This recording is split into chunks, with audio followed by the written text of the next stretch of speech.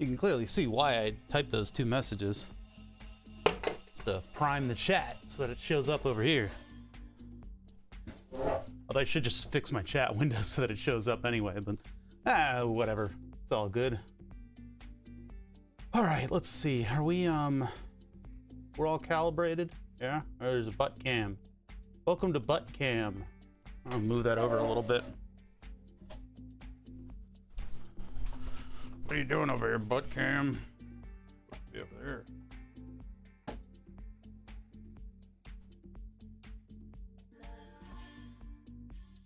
Actually, don't know really where to point this one right now. I'll just do that. That way it's at least looking at something.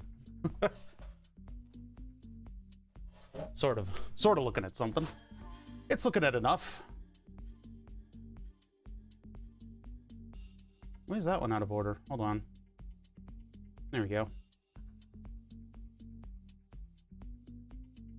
This song kind of starts out a little rough, doesn't it? Face is the first scene. Yeah, there we go. I'm so used to where all the scenes are in OBS that if one of them moves, which I guess I must have clicked and dragged and moved one from this list right here. So when they move, I end up flailing around to try to click on them, and they're, you know, everything's in the wrong place. Force of habit.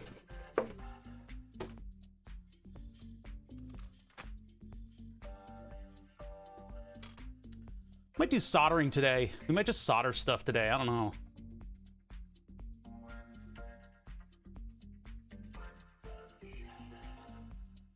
The my 3D printer is screwing up right now. It what is it? The heater, the heat bed. When it moves back and forth, it flexes the wires, and the wires I think are like aluminum, and so they've gone bad in short order. What's up, Conad? Yeah, so what happens in the middle of a print, it'll drop out. The temperature for the bed will drop out, and then the printer does an error, and then it fails. God, so all the medical science that goes into the what do you call it? The constant glucose monitor. All of the medical science and all the engineering that has gone into that constant glucose monitor setup in order to make it, you know, an auto injector and make it safe and make it work properly and nice round edges on everything so that you can wear it 24 hours a day for 7 days and not hurt yourself with it, right? And then I get a nasty paper cut while opening the packaging for it. Of all things.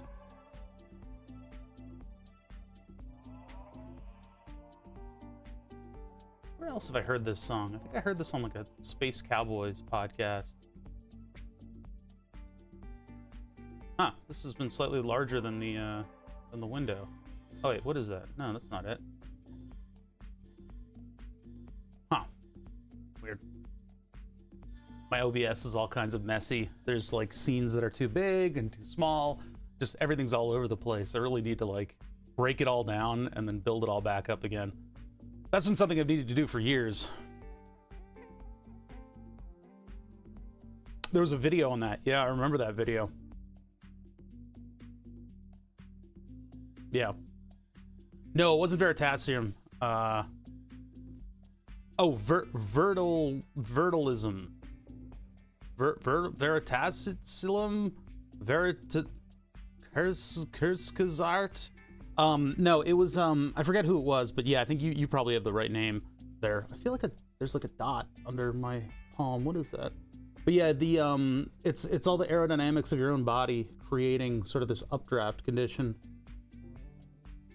Though I have a fan on me. So the fan that blows on me is the one that keeps that from happening to me. There's like a little like tab under my palm that every now and then I'll like find it and pick at it, and I don't know, I've had it for like centuries. I don't know what this is. There's like a little tiny like skin tag almost. Yeah, that's what I say about 3D printers as well, Cheesy Popcorn.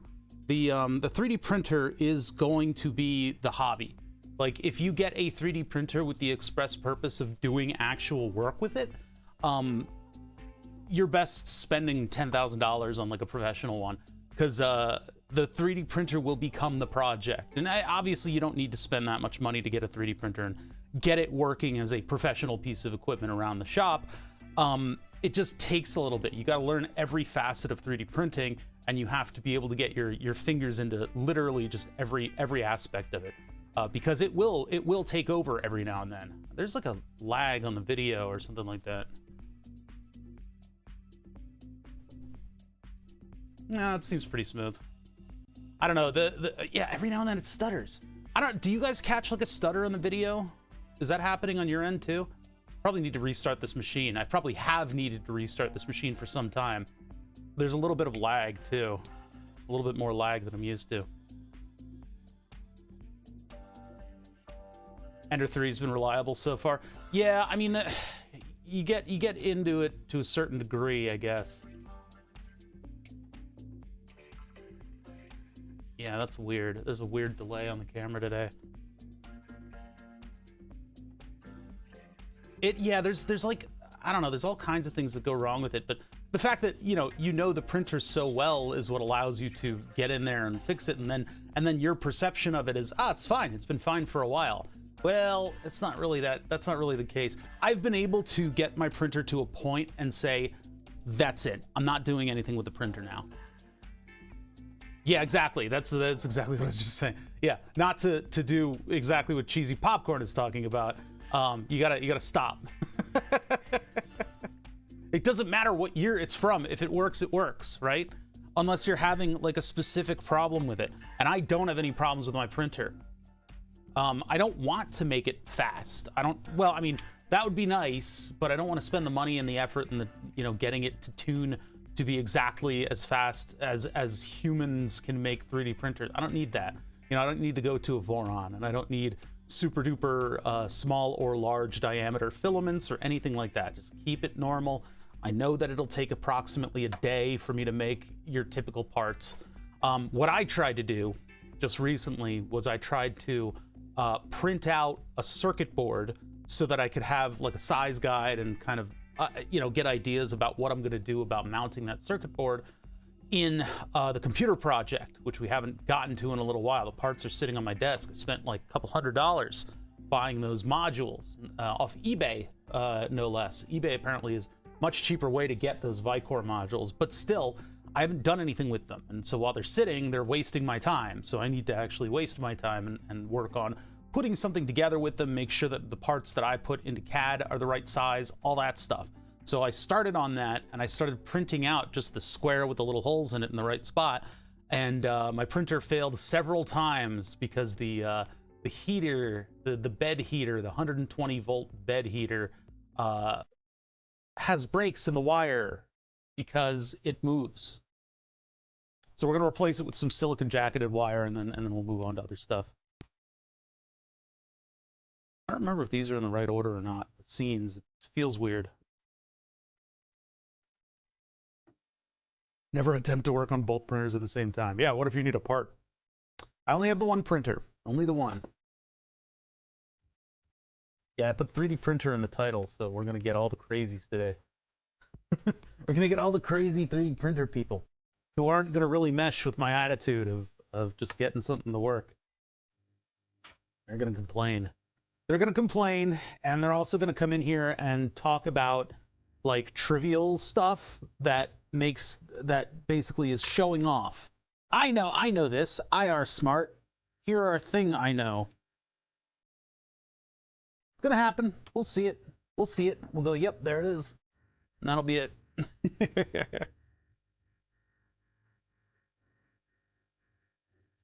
That's every stream. Yeah, it's just more highlighted when we get into a very specific topic like this.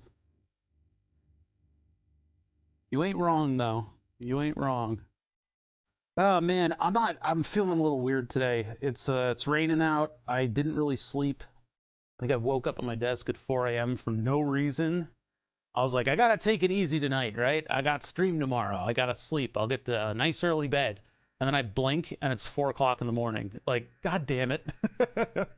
I don't know what happened, but So I'm feeling a little crazy today. My head's just kind of scrambled. Yeah, get a second printer and then you can print twice the parts. That's every stream. Wait, no, you made that comment for another. See how scrambled I am? I thought you were dissing me, but your comment is from like an hour ago.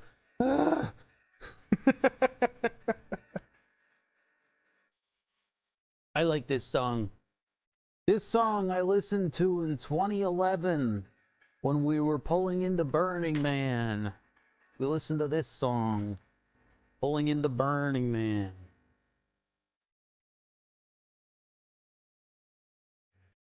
I had a big lunch because I haven't eaten anything else in like 24 hours. And so I'm going to have to deal with the huge spike in glucose. I gave a lot of insulin though, so hopefully that'll work out. My arm's kind of warm. Okay, I got warm arm. Warm. W arm. W streamer? Mm. Mm.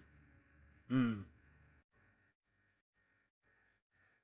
When was the last time I had, my weird sleep pattern, I wonder. I don't know the last time I had the big blood draw was. Maybe I got a lot of iron in my blood or something. I've got too much metal in my blood. I'm partially magnetic.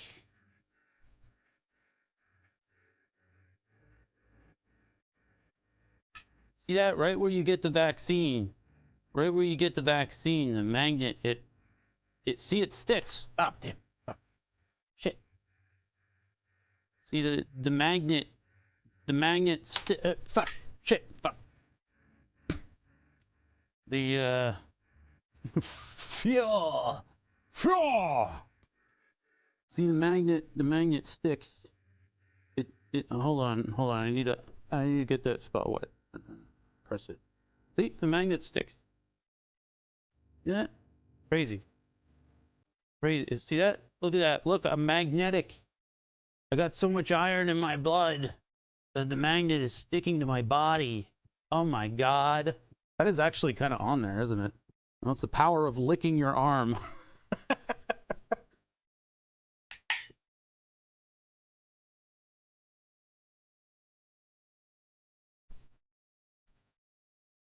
There's a beat on the wind. Pooping landmines. You gotta wear a flak jacket to take a poop these days. Ooh, that's dark. That's dark. Get it pointing straight down so we don't have a lot of parallax. And then bring that up with the actual aperture. See, it gets a little weird when I open it up like that. If I close the aperture more, then the focal point is a lot wider. There you go. Cool. Cool. That looks good. It's about right. A lot of ground pins on these things. I hope these will do well. I hope these will do well, these voltage regulators on Burn the Subs. I don't know, this board's a little questionable. I don't think I'm going to make a circuit board for it, though. I think this is about as far as I'm willing to go with this. I just need to figure out how to mount that behind everything. Is this the order? Yeah, I think base cam is the second scene. Anyway, yeah, I gotta figure out how to mount this to the rail system over there. I don't know if it should get its own, like, I don't know. I feel like it needs support, and I don't know if I should do layers of stuff. You know, like I've got these rails on the sides here, and that's all well and good for the I/O. I don't know if I should hide the modules behind this power supply, or if maybe I should build them into this somehow. Because those could be behind the LCD, and there's a fan there too. And these create a lot of heat. Natural convection just sitting behind this thing should be okay for them, though. I'm certainly not going to put a water block on my power supplies. That's insane. That's crazy talk. Oh, and I made some progress on my car. I guess that motor wasn't turning on still For some reason, I fixed the MOSFET inside of the ABS controller, and now the dynamic stability control, the DCS light, and the anti-lock brake light don't come on. That originally, both of those lights were turning on. Now I just get the one. Now I just get dynamic stability control turning on after I put that one of the FETs in there. I think I need to do both. So I ordered from Amazon, I ordered some motor switches. They're just like a little board that has 2 FETs on it, and I'll desolder them from that and then put them into the control box. We'll have to put down some Captain tape, and we'll solder those in and get them all connected. And I need to use conductive glue to put the wires onto these ceramic circuit boards. I don't know what's up with that. It just needs the traces will not solder. I'm not sure if they might solder with silver solder. I haven't really tested that. But they just won't solder. They just won't, like, solder does not stick to them. So what I need to do is use conductive glue, and basically I make a pocket in the gel, and then I'll put the wire up against where it needs to go, and then I'll glue around it, and that conductive glue should connect everything, I guess semi-permanently. I don't know. How's it going, Leb? How you doing? My setup is laggy today. I don't know what it is. The video is stuttering every now and then. Probably just from the computer being on for too long. It probably needs a good old-fashioned restart. It gets a little weird after a while. Also, the GTX 970 probably should go. I should probably put the 1080 in there.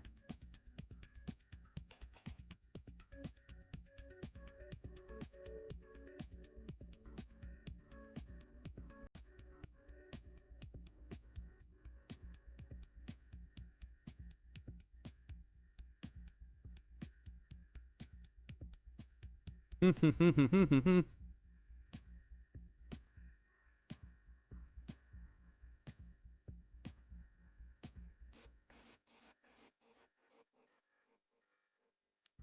guess Alec Baldwin got charged after a long time. I don't know nothing about nothing.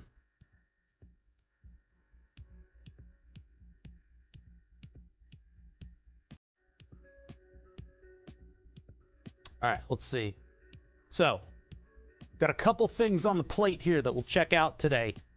And I don't know, I mean, I kind of just want to build this thing, the power distribution board for the modular synthesizer that we're eventually going to get to, just to make some progress on that.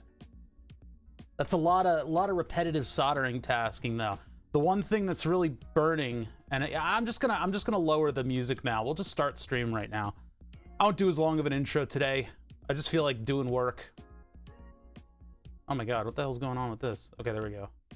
My computer's being a little weird and laggy, so I'm just gonna get that out of there and hit pause on it, and then we'll go over to here, and then I'll go over to here, and then I'll go to my face. Hi, hello, welcome to my stream. Today we're gonna hang out. We're gonna kind of chill out and do a couple little things around the shop, depending on what we get to.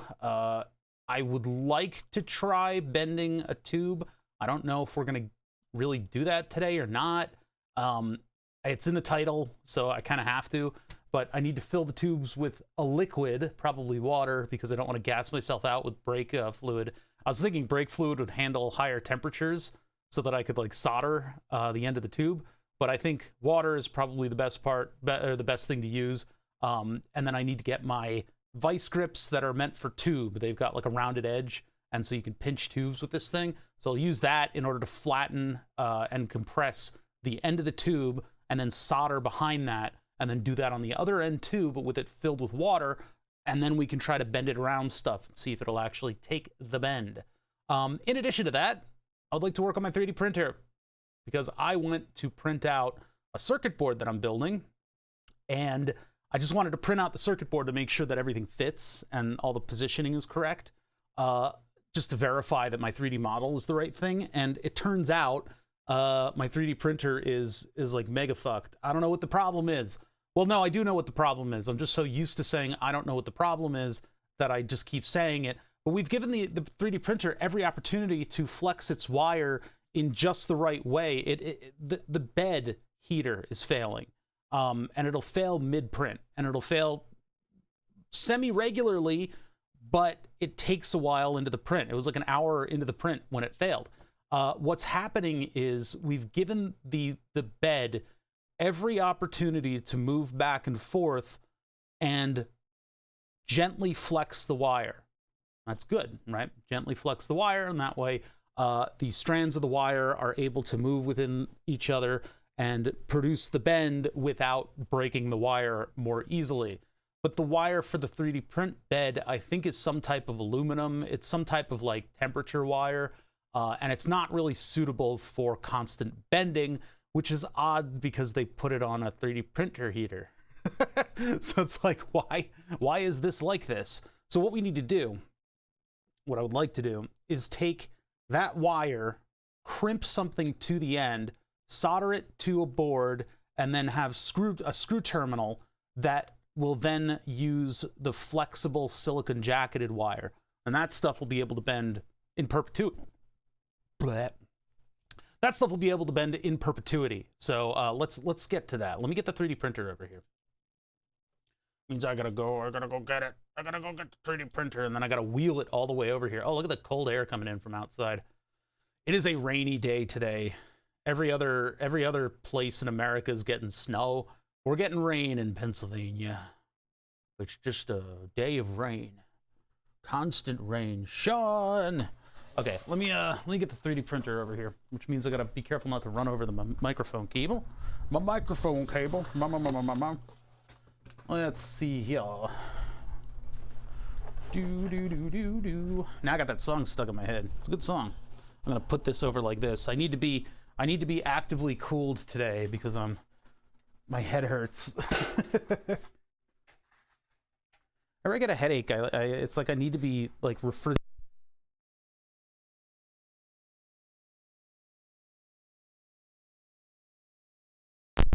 Even at the most mild disturbance, my microphone decides to unplug itself. All right, so this thing I put on wheels very specifically to allow it to roll around.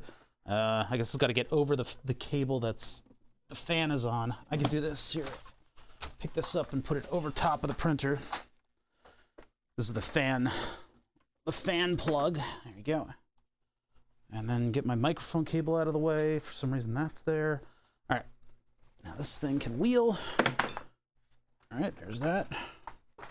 Why does everything get caught on everything else when I try to do stuff, you know? Like, hey, on the wire, I'm gonna get caught in that. Cool, that'll be fun. Oh, you see, immediately roll over the microphone. All right, so let's get this unplugged from back here and check out the print bed. I need to find wire that I think is appropriate for this thing too. All right, let me get this over there. Mic cable is just gonna be in the way. See if I can't do that. There, now it's out of the way. All right. Wheel it up. Wheel the patient in. Okay, that got completely caught in the shifter in every way possible. God. Everything's just getting caught on everything else today. I don't know what it is. This is an IKEA cabinet, and then I bought just like these rollers for it, and ended up making just a little thing that bolts to the bottom of this. So there's nice smooth rollers on this. I would like to get everything in the shop to be on rollers. The big desks, obviously, I can't really do, but everything else, like my work desk and you know, some of the other stuff in here, put it on wheels, and that way I can wheel it away to clean the floors. The floors are absolutely horrific in here. All right. There's the 3D printer in its current state. It's kind of in a little bit of a sorry state right now. This is kind of hell, but I need to lift this thing up because when it runs into an error, it just stops. It doesn't actually like park itself in a proper place. So let's get the gantry way out of the way, and then we'll work on. I'm trying to use up the shiny silver filament. You guys will be at a bit of a jaunt here. Hold on, get you guys in a better angle than that. Arm is doing its best. Boy, not a lot of people today. Strange Thursday, huh? Everyone's asleep or something.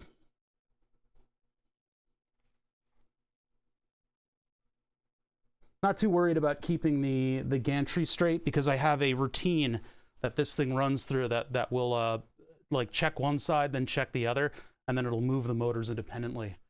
That's one of the reasons that I made sure that I had independent Z motors on this setup. Whereas before, it would just run both Z motors at the same time. Here's the thing I was printing, which didn't turn out too well due to the error. Although, actually, that probably could be used as the form fitting. Yeah, I could probably still use that. It's just thick enough that it'll hold up on its own. Looks like it was on maybe the last layer, the second to last layer. I think it's like a 5-layer print, but there's so much material there, it takes forever. All right, and then I can move out of the way. This is our star of our show right here. So what is happening with this thing? How does this thing go together? I don't really want to take apart the whole print bed. I could prop this thing up, like on its, like lean it back onto the stool, and then we could work. Yeah, maybe we'll do that. All right, so if I prop this thing backwards, basically just push it over. What's gonna break? What's gonna hit first? Do-do-do-do. Do-do-do-do. Yeah, we need a better look at the back end of this thing, so yeah, maybe we can just pick up the whole thing and put it. Well, the problem is that it's going to lean on that DB connector that I have in the back. If I take that off, I guess maybe it'll be a little better, but I don't really want to unplug that. I think maybe if I just put the stool over here and use that to prop the back end of this thing, and then we can look at the rest of the printer. Now, see the problem? Yeah, that plug is basically where it wants to sit. Whoa.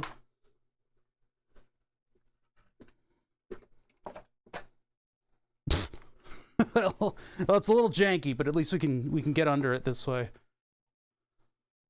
Okay, that's threatening to fall over. Okay, there we go. All right, so where's the problem? Well, the problem lies right here. So, as this thing moves back and forth, I guess part of it is flexing. Yeah, right there probably. See, this right here is the worst part of the bend. And look, there's like a little bit of like frayed material right there. So that flex right there is the bad one. And I would assume that's where it's breaking. So how am I going to fix that? How am I going to fix that? Well, I guess maybe... I mean, first of all, I need to free it up. Why is my microphone... Welcome to the stream where I rage quit before I even start. So this is a 120 volt print bed. It's worked really well for me over the years that I've had it. Whoa. That almost fell all on its own. Worked really well for me over the years. The only problem that I'm having now is that the bed heating cuts out. So I think the best solution is probably going to be to do something with screw terminals here, if I can mount something on there, and then use a very flexible wire to go through that whole thing. It's just when it gets all the way up here, I need to be sure that this bend right here isn't the problem. I mean, that is the problem, but that looks like it's the maximum flexure of my wire. And it's probably what's causing us to have issue. Should I put this on its side where it's a little bit more stable? This is like... There's about to be a very loud crashing noise as this thing falls to the ground. Racquetball feet. All right, so how am I going to fix this? It's really only the heater wire that I'm concerned with. I don't think the temperature probe is the one that's the problem here. I've got this cable to worry about too. And I guess it has to reconnect over here somewhere. So if I just clip it here and then we find like a board that I can use on that. See, this wire doesn't like to solder. So let's get, okay, so I'll clip it here, and I'll clip it here, and then we'll take that sample and we'll see how it solders. Because I gotta replace it anyway. I might as well just grab it and go. See, there's definitely like a little frayed part right there. I'll show you guys that in a minute. Let's just get this out of here. Ugh. It's always so final when you clip it like that. How high does this thing go? I need the end of this crinkle, this little spiral wrap. Where's the end? Where does it all end? What does it all mean? There we go. I'll leave a little bit of this behind because this is directly connected in there. Actually, I don't know how it's connected in there. I think I desoldered and resoldered it, but we'll use it in this section as well.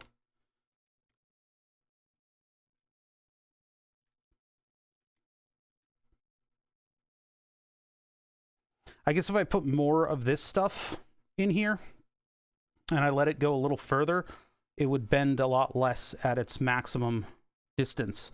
But I don't know. I think using the silicon wire will be better. Much, much better than what I've already got. I want that to be like here-ish.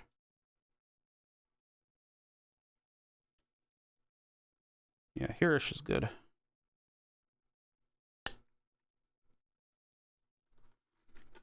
Okay. Let's take a look. Oh, look. It's parts that I've already quote-unquote fixed. Well, fancy that. Exhibit A, huh? Exhibit A. Man, where's everybody today? Everybody got busy. It's Thursday. It's time to do all your work before Friday, huh?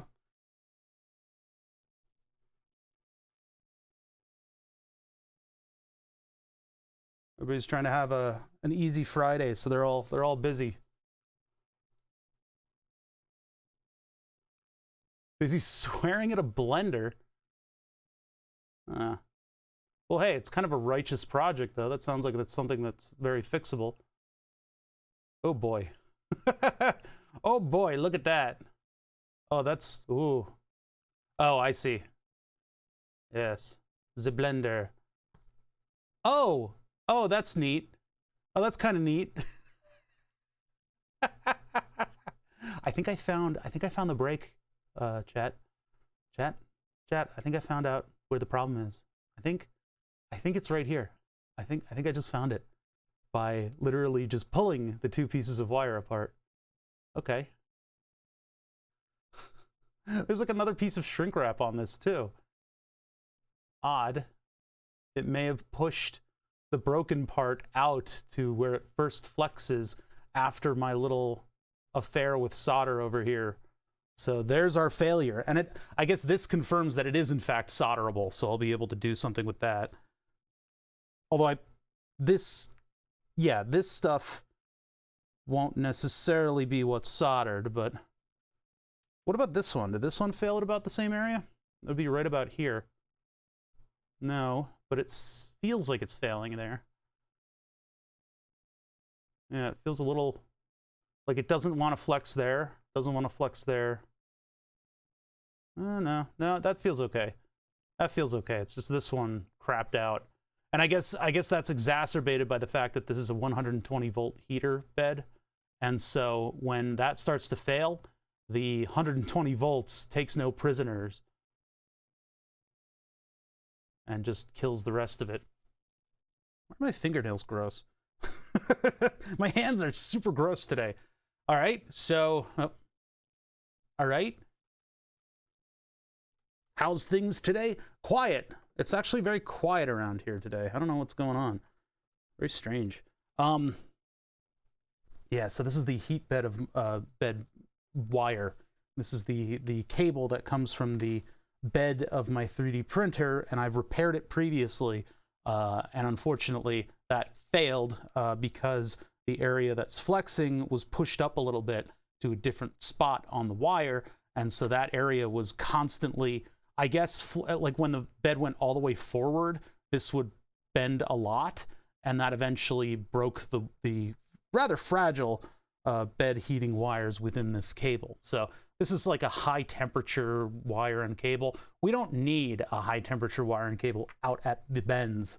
So what I'm going to do is I'm going to replace it with ... Where did that wire go? There was a spool of wire that was sitting right in front of me like for a year. Where did that go? I guess I moved it. All right, I'm going to go get that wire. I think we're going to do 18 gauge, and it's just going to be the super duper flexible wire. But what I want to do... Okay, I'm tethered. I'm tethered. What am I tethered to? Untether. There we go. I would like it to go into like a circuit board with like a screw terminal and then out from there so that the next time this happens, I can replace it again. What was that noise? That was a weird noise. Plop, plop, plop, plop. No, that's not the stuff. Where's the stuff? Where's the stuff? You got the money? Where's the stuff? Where'd I put that wire? I think it's with the burn the sub stuff. How am I getting caught in literally everything? God. my temper is frayed. There was a bin that contained a bunch of parts for burn the subs. And I put that bin somewhere. And in that bin was the wire that I'm looking for. It's not like this is the only wire I have. I can easily just find more wire, but that's why cable chains are popular. The purpose of the cable chains, like I use them extensively in here, is to keep the wires from getting caught on stuff, primarily. But, oh, wait, there we go. There it is right there. I found it. But, I mean, secondarily, the cable chain allows you to control where the flexing is occurring. And on mine, this isn't exactly the spool that I wanted. There's another one. On mine, at its maximum distance, the chain, unfortunately, was causing sort of a big bend. So here, check it out.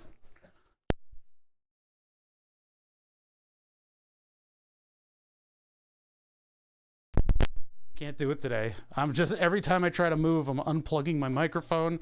Okay, so this moves all the way up. And then right there, that's like a, oh, you guys can't even see it. Yeah, here, see that? That bend right there. That's probably what was breaking it. That coupled with the fact that I had solder on the thing. I had soldered it. This thing should probably pick up here. Well, it needs to go like that, basically.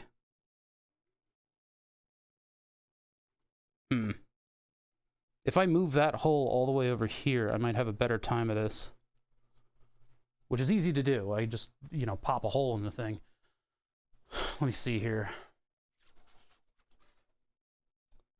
I mean, yeah, if I do that, and then I move it up a little bit, because then I can use that hole to mount the screw terminal thing.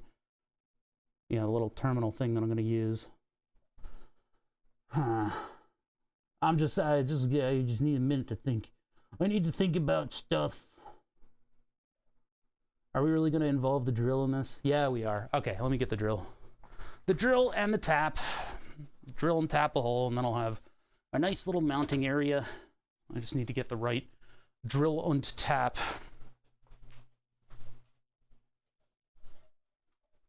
Yeah, we got to just control it. I just need to control it better. I need this to be like here. But then, is it going to interfere with that? That's the only, so that's part of the problem right there.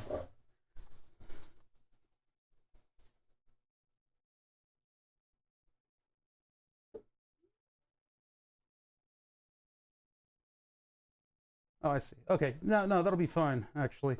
If we move it so that it only barely is close to this, then I think we'll be in good shape. And that way we've got enough sort of run out that it won't do the hard bend. That means I need a hex key. Got a bunch on the magnet hanger right here. Hex key. That's too big. Way too big. Let's get a nice small hex key on this. Too small. God damn it. Can't win today. Today's not my day, chat. All right, here we go. Nice normal sized hex key. That's too small. God damn it. What is going on here? What the hell size hex is it? That one's too big and that one's too small. I gotta get my regular hex wrenches. Yeah. It's kind of like my car, where when I fix something, it leads to something else being in a position to break. So as I fix this, it'll sort of kick the can up the road into new and exciting areas of failure.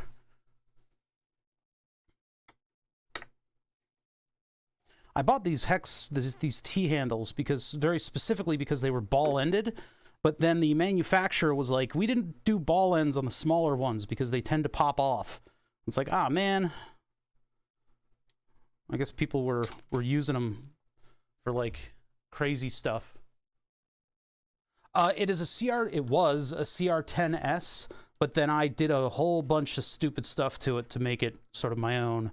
So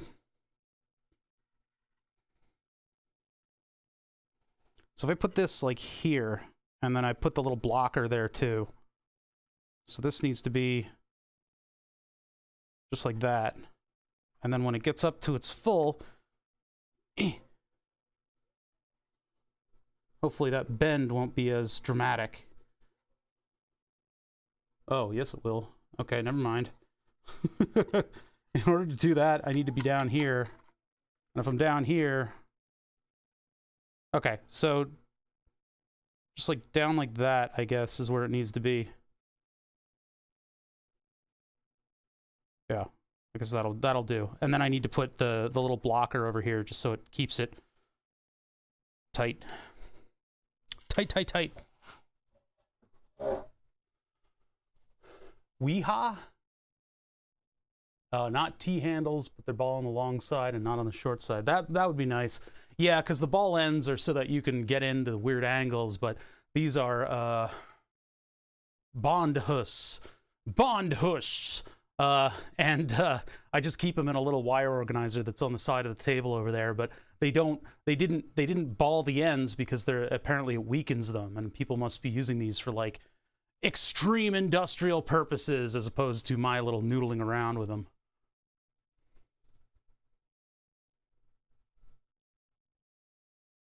Guardrail instead of the brackets. I'm not going to make that, though, you know? I'm just going to sit here and pop a hole in it with the drill and be done with it.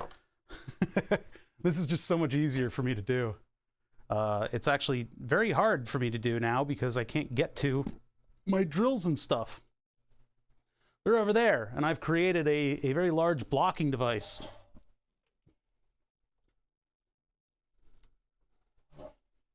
All right, let's see if I can squish my giant body into this area to retrieve a drill bit and a tap. Do this without knocking over everything in my setup. These are supposed to make it cleaner in here, but they've just made it messier. Organizers, until you use them, cause chaos. Get the taps.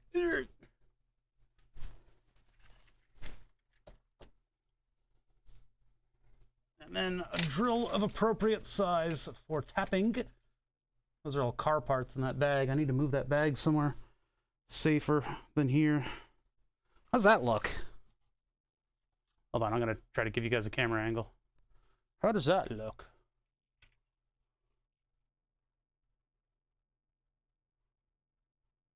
Yeah, I think that's right.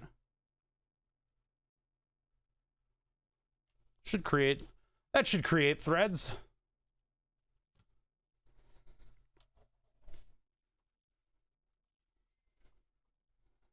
And then we're going to put it over here.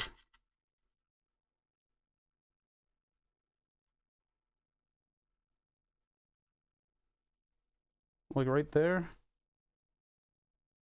I got to move it up as far as possible so that there's still a little bit of material left when it gets to the... Or no, wait, down as far as possible, and then it's still got more material when it hits its extreme. That's right. Moving it down means that it'll bend less. That's right. Right.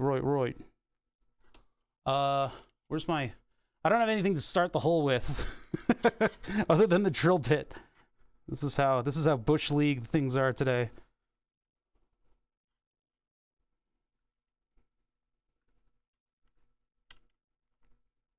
That's all right. This doesn't have to be perfect. This can just be good enough.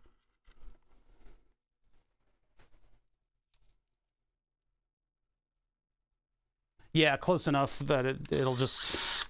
I mean, I'm going to be tapping it, so... Ah, wrong way. Can't really have a good angle on this. There we go.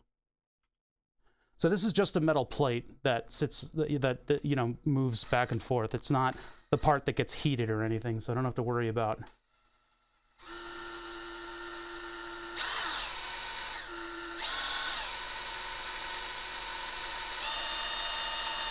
Nice to work with soft aluminum again.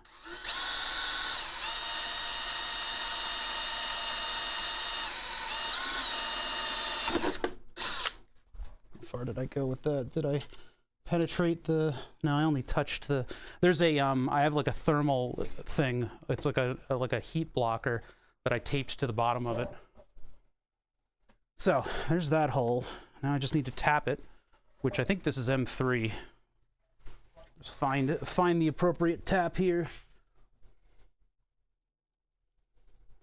My taps. Probably this one, the one that's not coated. You're not really supposed to store things where they're all going to hit one another. All their cutting edges are smacking up against one another, but nobody's perfect. Nobody's perfect. I think it's this one. Try to do this with the extremely limited amount of microscope view that I have. It's not exactly a huge display. All right, there we go. We're just putting our faces way up into it. This is not the right size either.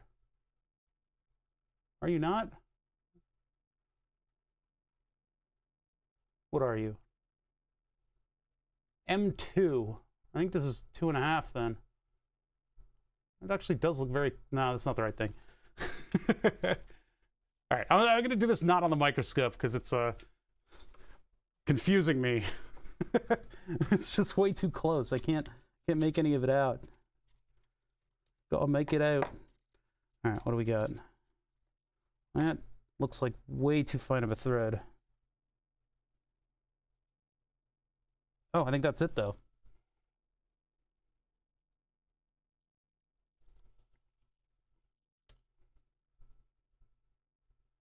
Yeah, that's it. Okay, cool. So now I have the tap. Now, how am I going to position this so that I can tap it easily? Because I got to do this twice. I got to do this for the little blocker bar too. Can't really get the tap handle in there. And if it's scooting around, I'm going to have trouble keeping the tap still. Got to do it very carefully. These are very fine threads, although they're... I can always take this over. I can do a do-over on this one. Okay, so I'll just put my hand in it there, prop it up a little bit. This is gonna collide on everything though. Yeah, it's colliding with everything. Okay, how am I gonna do this better then? I need a different tap handle. I don't think I have the tap handle that operates from behind. If I did, I could put this all the way down and use that. Let's see here. I don't want to take this thing off because it's all adjusted and everything too. So, I mean, I have this tap handle, but that's not going to hold it. It's just... So, do it by hand. Just pinch it and twist. What else can I do here? Oh, I'm getting like wheel goop on my hands. Let's see. How am I going to do this? I need something that's going to grip the back end of this thing, and that would be like a... I'm just looking around right now. I gotta have some kind of a tool that's like a handle that can squish in on this thing and then twist it. Clench it in your teeth. Tap sockets. Yeah, maybe one of the screwdriver bits will hold on to it. Because that's all. I don't need a ton of force on it. Which one of y'all is gonna hold my tap? Not you. That one's kind of slipping a little bit. I don't know. Hold on. Oh, that'll do. Yeah, that actually holds onto it nicely. Kind of clicks in, too. All right. Hopefully this will do. Not the jankiest thing that I've ever done. I don't think I have any pin vices, no. Yeah, I was thinking drill shuck. I could literally just use the hand drill to do it. I think that's a little clunky. I like to be able to feel the threads going in. So rigid tap it with the drill. That's exactly what I was saying I didn't want to do. I don't trust that. I like to be able to feel what I'm doing. Oh, nope, it immediately slips. Okay, well, yeah, I'll just have to use a wrench. Wait, why isn't that coming out? It's slipping, but it's not turning the tap? What the fuck? All right, come on, tap. Come on back. Come on back. Yeah, I'm not getting torque on it with that bit. That bit slips. Bit slips. I don't have anything with like a square socket, do I? No. Yeah, nothing else in the screwdriver kit's really going to work. What is that? That's just round. What the hell? Oh no, it's a little oblong? What the hell bit is that? That's a weird bit. That's a weird bit. Weird bit, but okay. All right, let's see here. I mean, I could just use a wrench. I could put it in the drill. I'm not going to put it in the drill. A drill shuck is the right thing to grip it, probably, but let me think about what else I might have. A tube with a grub screw. Yeah, I think I'm just going to have to use a wrench on it. I'll just hold it and then use a wrench on the back of the thing. We do rigid tapping with number 2 screws of the CNC. Ugh. Yeah, that kind of vise maybe is something that I could look into. I don't know. I could just use the wire stripper pliers and just do this. This is probably the clunkiest way that I could possibly tap something. I got that tap handle because it's like a nice start tap handle, but it I guess it just gets in the way in this case.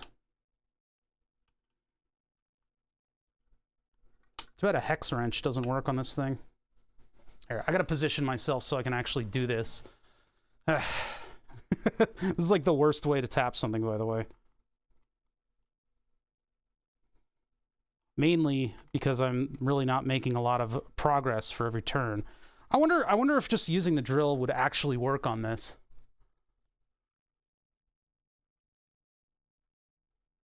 Tap and die sets or what, huh? You don't want to get a $20 tap and die set. You're gonna run into a lot of trouble with that, unless you're really good at what you're doing.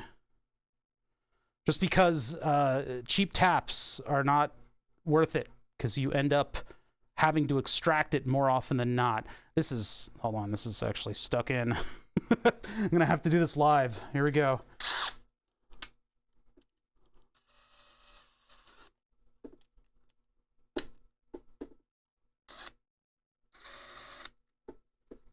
Tighten it more. Ah, it's the wrong way. Oh, this is going to lead to a broken tap. Okay, hold on. Now I got to tighten it up. Jesus Christ. Why did that tighten so much? Wow, what is with all the... Oh, that's not even... That's terrible.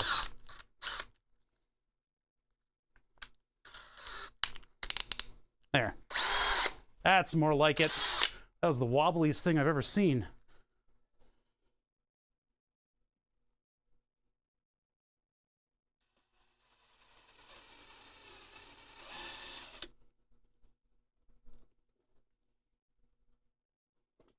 Jeez.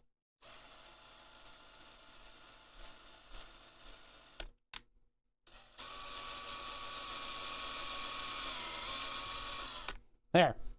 Well, that actually worked. And that went so smoothly that I am actually scared of it. You have a $20 tap and die, it works great for you? I don't know, man. I just don't want to... I fear having to extract taps from stuff.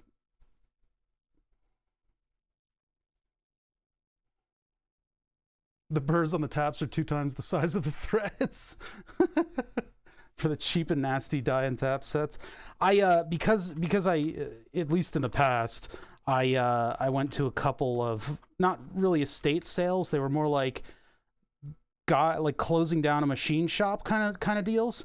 And so there was always that bin that's full of either the guy who died stuff, or just the stuff around the shop that people don't want in their tool chests. And so I got myself a nice set of Starrett taps, and I rounded out the kit by buying up more of them. And so I've got a very nice set of Starrett taps, and they pay for themselves in aggravation. They really do. Just because you don't have to deal with the BS of having your taps break or not cut properly or anything. They're sharp, and they stay sharp, and they work. You know, I was able to get away with using the drill just now, even though I really shouldn't be able to get away with that. That should be a big no-no. It should be a big no-no, especially with taps that aren't made to use the drill and 2.5 millimeter sizing.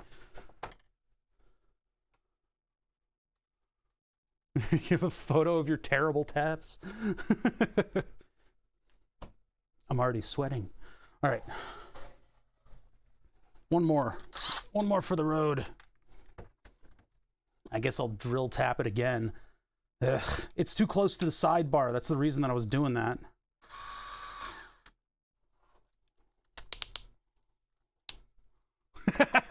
Buying cheap taps only taught me that I shouldn't have bought cheap taps. Sometimes, you know, sometimes there's like a couple people with like an agenda to counter any point that I make in chat, and it really feels like I'm the crazy one by sticking to my guns and saying, hey, don't waste your time on cheap taps. It's one of those tools that you want to get a good one, just because it'll just cause you so much aggravation down the line. You don't want to get familiar with the tap extractor. I have a set of them somewhere, and I don't know where they are, and I want to continue to not know where they are. And I'm not crazy. I'm not the crazy one here. You people buying your cheap tools are the crazy ones. You're the crazy ones, not me. There are certain tools where it does not actually justify buying the cheap one first.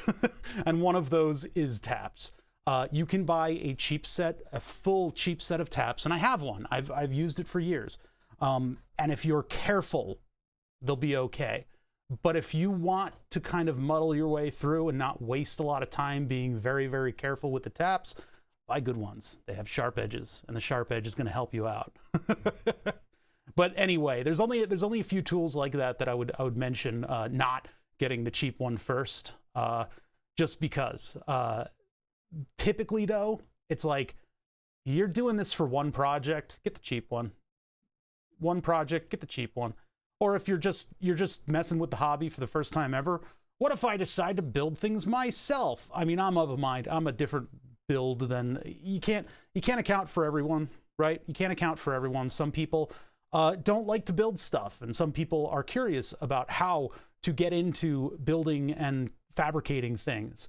And those people won't necessarily like doing what we do, like busting your hands up and being covered in cuts and bruises and having that sweat on your brow from a good day of work, making something that's going to fail moments later. Some people don't like that, right? That's fine. You do you. But if you're trying to get into a lot of this stuff, you don't necessarily need to buy the super expensive thing. You get what you can get and then use it. And if you find that it breaks and you need to keep using it, then you get the one that's slightly more expensive, and it'll last a long time. Otherwise, you got your money's worth, you know? Yeah, it's like occasional use, like for instance, you know, I don't know much about hand drills. I don't think this, if I was working on a job site, like if I was an electrician, I don't think I would buy this specific tool or brand. I think I would look for something a little bit more on the pro side, probably more expensive than this. But as a weekend gamer and just, you know, an occasional murderer, I think this is fine for what I do. So, meh. and then again, I just guessed. I was like, ooh, shiny, and then I bought it. And so, oh, look, it's an expensive drill that I have now. I don't know anything about any of the other drills on the market. How can I? I'm not a drill reviewer.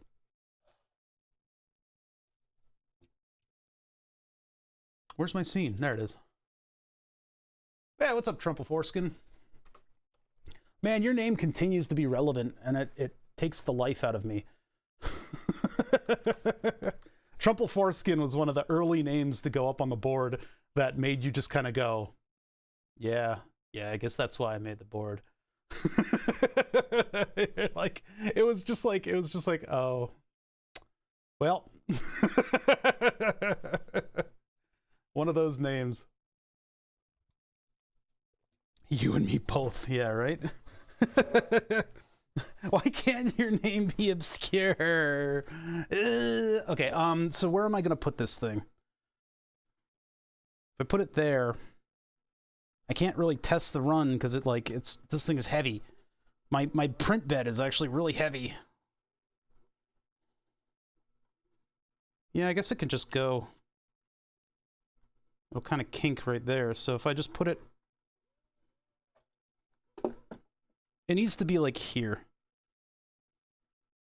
Pretty low on the run, but okay. So just there, let me get the drill. New and exciting positions for me to contort into.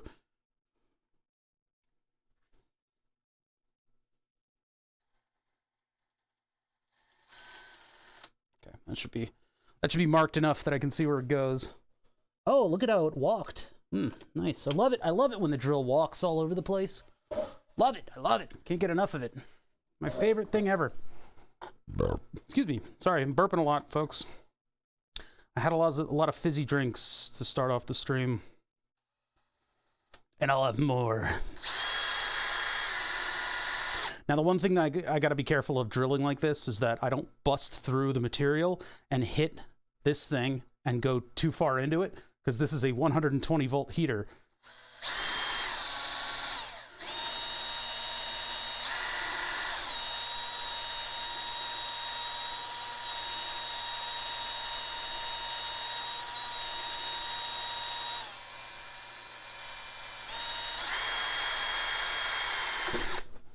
Yeah, I almost went too far there. Whew. It's tough to back up from that because you need the pressure in order to get the drill to do work. Turn on the heat bed and you'll know if you hit it. I feel a little buzzing, a little bit of a buzz.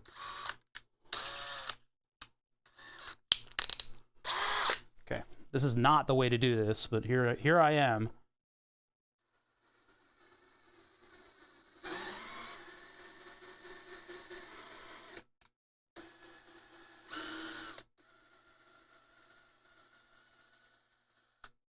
Well, that went very quickly. Oh, how hot is this? Not hot at all. I got away with it because it's a nice tap, you see. Yeah, I probably should have put something behind the plate, but it's too late for that now. You can't just live in the past, chat. You gotta move on, like me. Sparks flying everywhere. Uh-oh, that's about to fall over.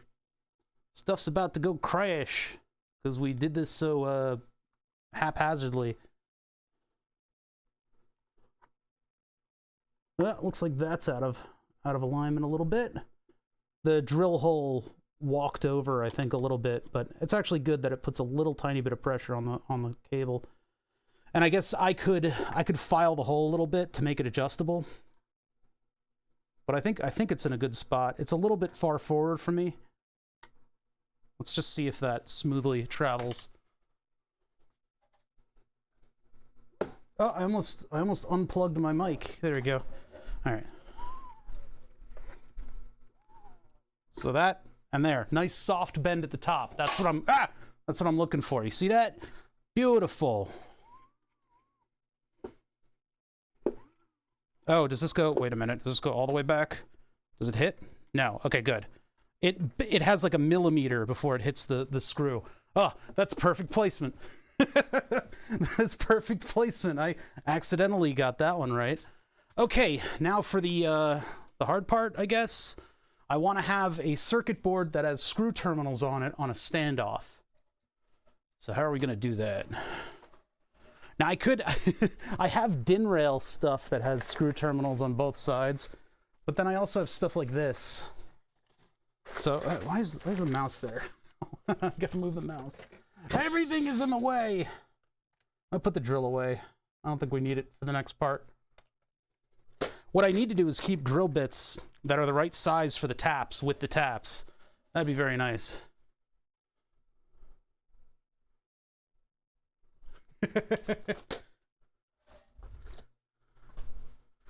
Do what I say, but not what I do?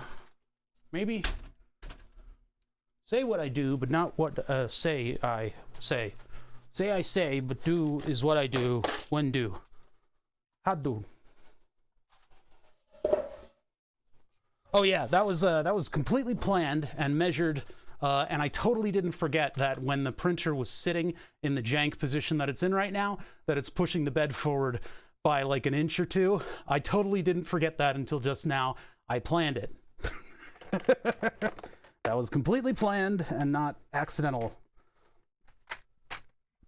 If this thing was seeing the environment, I could probably get away with using these. These were automotive connectors that we bought for the fire cannon project, because the fire cannon project sits outside, and we had high voltage like igniters. Basically, we bought 9-volt tasers. We had high voltage igniters that were for relighting the pilot lights. Although we probably could have used it to spark off the cannons, and then they wouldn't be like, because they were like torches. But if we poofed and then had the sparker going, that might have been kind of interesting. We probably could have used coil packs from cars too, and then we would have been able to digitally control them as opposed to just flipping relays. But anyway, that would have been cool. We could have timed all the poofs and stuff. Well, they nowadays they have all that. You know, you could just buy it from like a stage company, like a theater special effects company. You can buy fire cannons. We made them, but that was a cool project. But we bought these automotive connectors so that so that our plugs didn't get morning dew in them when they were left overnight. Tasers are illegal here, but plugs aren't. Tasing myself would be against TOS, because that's intentional harm.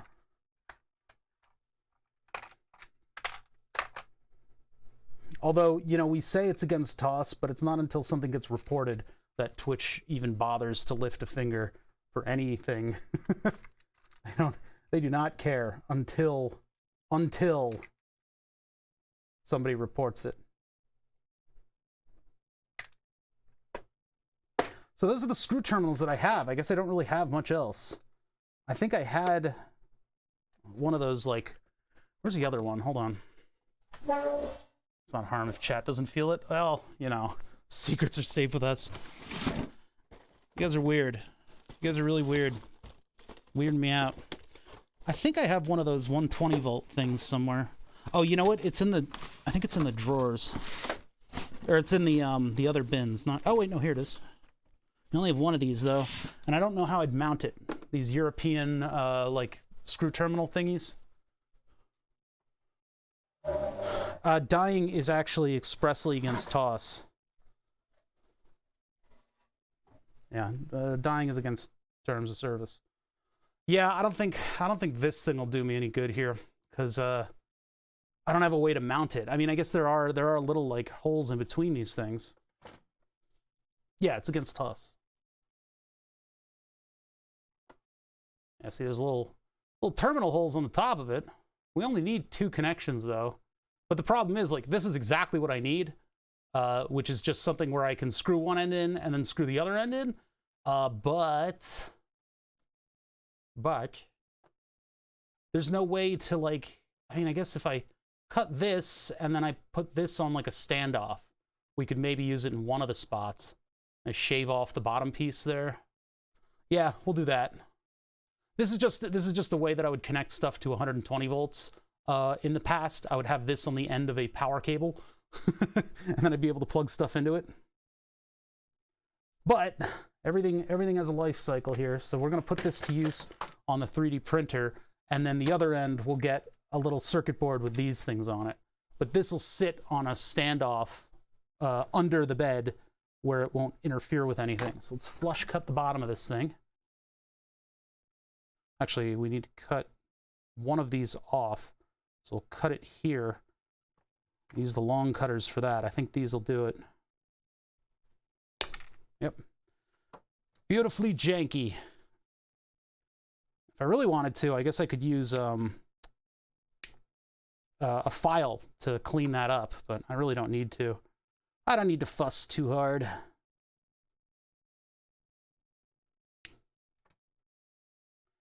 Question is, should I use a ferrule on the flexible wire, or should I just solder it? Like solder the end and then it won't fray. Typically with these things, some of them, I believe I've seen people saying that it makes better contact if you don't use a ferrule because it crushes all the little strands of the terminal. But the ferrules with the flexible wire, the silvery flexible wire, are pretty necessary because they'll keep all those little tiny strands together because it's very flexible wire, which it gains that flexible property by having a lot of very, very fine silvery wires in it. Fun stuff to use. It's good to use, but like that mechanism is what's going to bite us in the ass.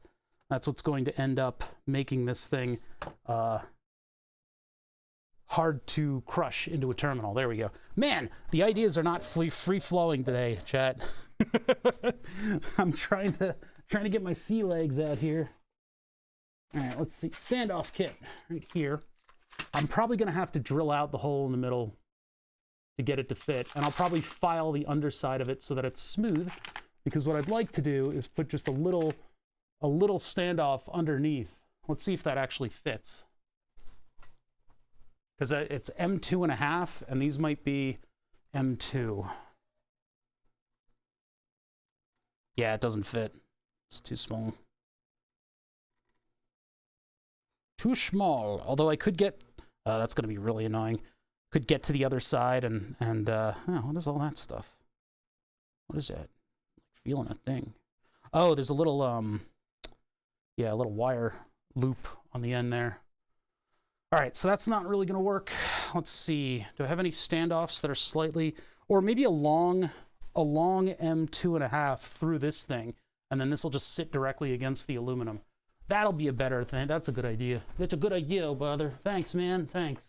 Thanks for letting me know. I appreciate your help. Okay, so this thing right here, I'm just going to smooth it. This is against so many electrical codes.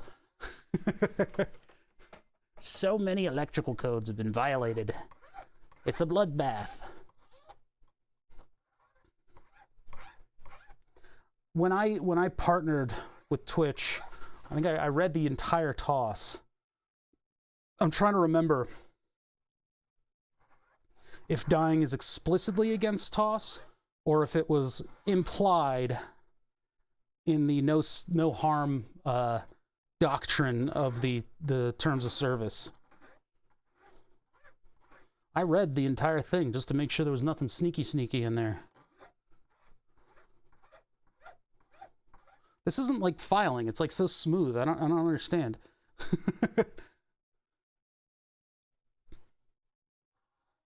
You can die as long as it's not yourself. That doesn't make any sense. Not allowed to kill somebody on stream. Or to have, you know, like, that gets into like live leak kind of shit.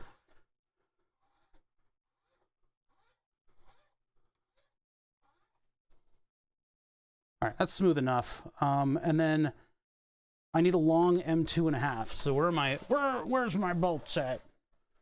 I guess those are there. What are these sizes? I don't know if I'll have one that's long enough. Let's just see. M3 is as small as this kit goes. Yeah, those are too big. Oh wait, but they're smaller. There is smaller in here. This would be the size, wouldn't it?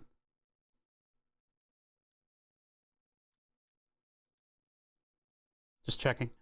Yep, that's the size. Okay, so this one's too long. So that probably means that I have the right size. The site's gone. The site doesn't exist anymore. They stopped. They were like, we're done. We're done with this.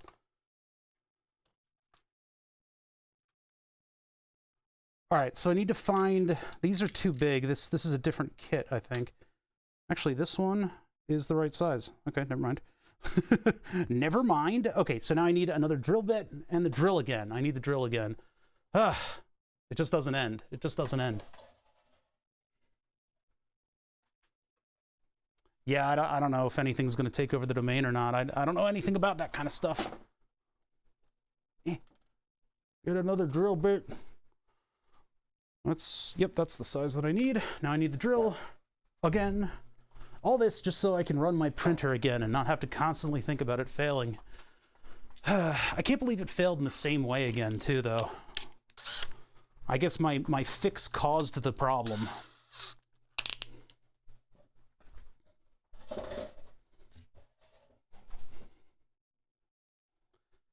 All of my fixes cause the problem, although now I have multiple layers of fix going on here, and hopefully that will ensure that this does not happen again. Why is this plastic so difficult? Why are you being like this? Wow, there's going to be barely any material between these.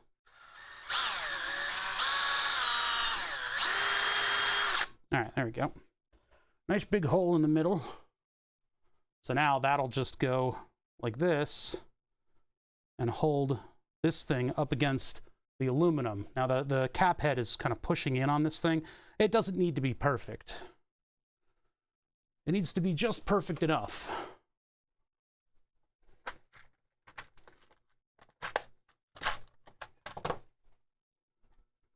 And that'll be able to reach, and then that'll go whoop and out.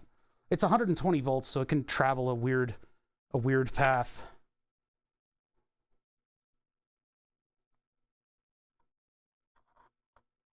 Huh? Where is it? Where is it? There it is.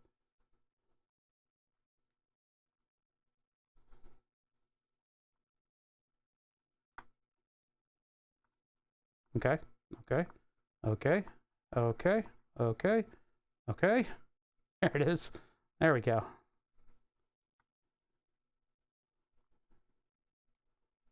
If I over tighten it, I think it'll pop off. Hey, groovy something! I only sub for perfection. Oh my god, 49 months. He's still seeking it. The day I become perfect, he will unsub. Thank you for the 49 months, Groovy. Holy shit, that's a lot of time. When did that happen? When did that happen? When did 49 fucking months occur? Holy crap.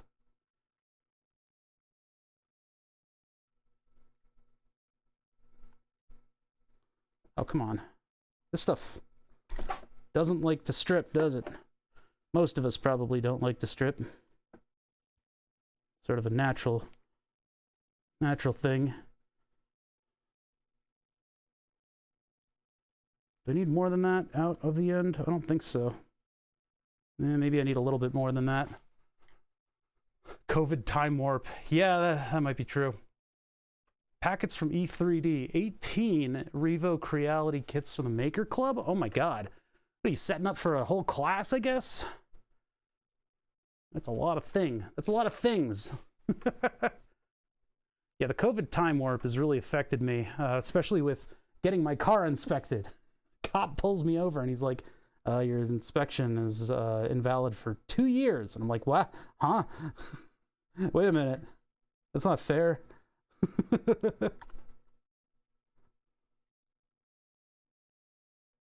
Wait, what? Wait, you say, hold on a minute. What did you say? I think I want to put ferrels on the ends of these. I think I want to make sure that they have ferrels on them because I don't want like a single strand to go between these two. So the ferrule will plug into the back of this thing. I need to go get my ferrule kit. It's across the shop. Everything's across the shop today. All of it's all the way over here. So that would be the ferrule crimper and then the ferrule kit. Where is the ferrule kit? Ferrules are nice to have, especially if you're building a control cabinet. Very, very nice. They really organize things nicely, and they keep your wires from fraying on the ends and plugging, tapping one another and exploding. Man, I don't know what happened to the ferrule kit. I don't know where it went. The rest of the kit, that is. I know where the wrench is. I'm holding it. That at least I have a handle on. This literally has a handle. Get it? You guys get it? Did you guys get it? Did you get the joke that I just made about a handle? The handle of the tap, because I got a handle on the... Okay, I don't know where they are. I don't know where they went. Hold on, man. Could it be over here? Actually, it might be under this. I was watching a video from 2019, and I was like, oh, that was just a minute ago, right? It's more screws. That's a speed meter. That's more screws. All right, so I don't know where my kit of little wire ferrels is. Oh, it might be in here. Hold on.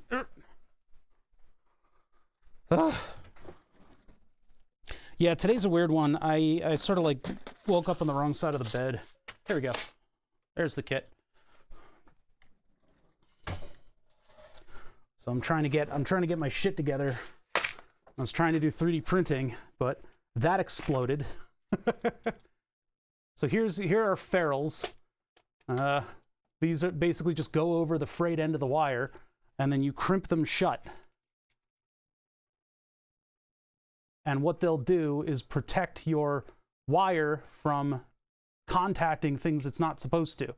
So these get crimped in, and then the, what do you call it? The wire then goes into a screw terminal. His bed's up against the wall. No, it isn't. How dare you imply such things? Also, if your bed's up against the wall, you could probably get out like at the front of the back, right? So there are ways to get out of the wrong side of the bed if it's up against the wall. Get owned. Oh man, I need to strip a lot more if I'm going to use this.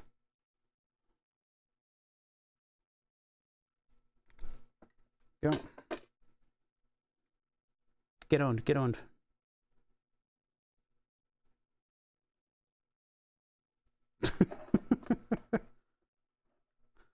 Since it's AC, I don't need to worry about polarity on this thing. I guess even if it was DC, I wouldn't have to worry about it.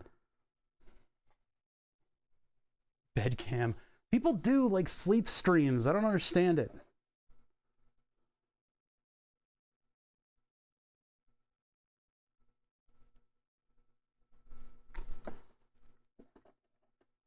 I don't know how you trust yourself in your sleep that much. Or trust your chat in your sleep that much. I saw a clip of one of the sleep streamers, and somebody like did like a gift sub or something, or did a subscription with a message, and the message was telling his smart device to say his address, and he like instantly woke up and like tried to like shut it down.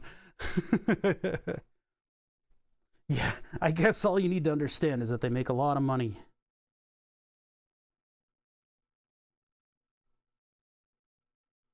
You know, all you have to do is sell your integrity on the internet. That's it. That's all you have to do. It's simple.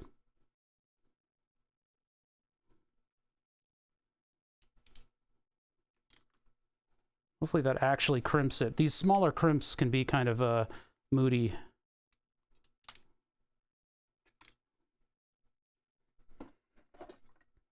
I just clip the end of the wire off.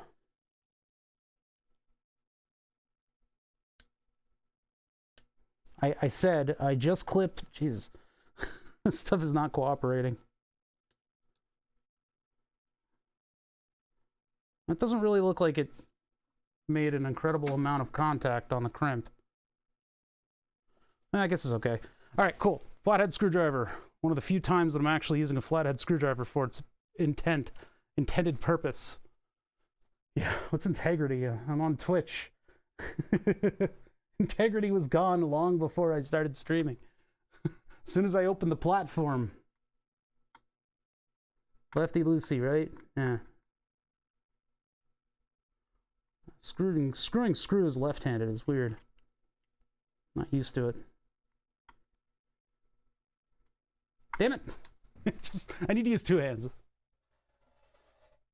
Integrity's that type of car that people like. The JDM, is it? I don't know. Integra.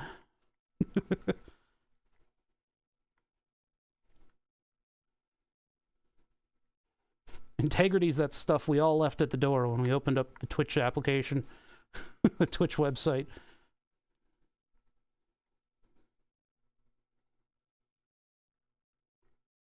Okay, so those are now held in place, ready for 120 volts. Let me really wrench these down so they're like super duper in there, because these are the ones that I don't need to move. That one's kind of in the way, but all right, cool. So that's one hookup there. Integrity is toss. It sure is.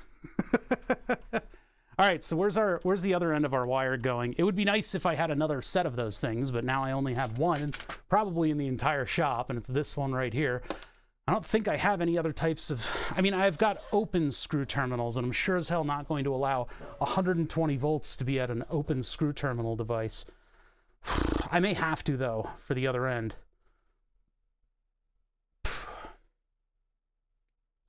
I don't think I have, like, a plug that I would trust with it. Here, I guess this piece can go in here. Oh, I just rearranged all of my ferrels. Oh, no.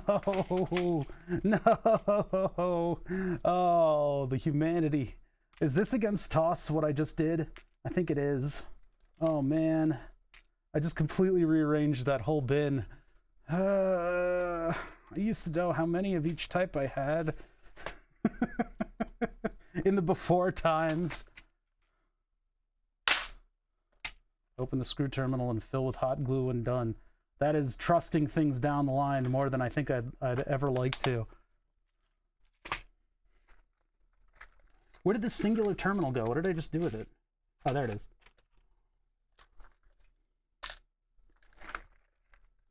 What else do I have at my disposal here? None of this stuff really quite hits it right. I had the blue terminals I could obviously use. There's no type of AC terminals in any of this. And I think the 30 amp, if it gets hot, you'll see the... That's like the thing that I do with the freezer down here, is you fill a water bottle a little bit, just with a little bit of water, and you put it on its side and let it freeze, and then you stand it upright. So that if you ever open that freezer and you see the water at the bottom of the bottle, that means that your fridge has thawed and you need to replace everything. Same principle. Yeah, I don't think I want to use something like this.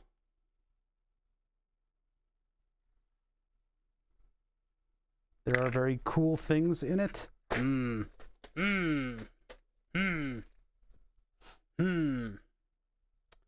I don't, yeah, what other AC? I guess I don't really have anything. It would be real nice if I had more of that, like, covered terminal. But I don't have any. I don't think so.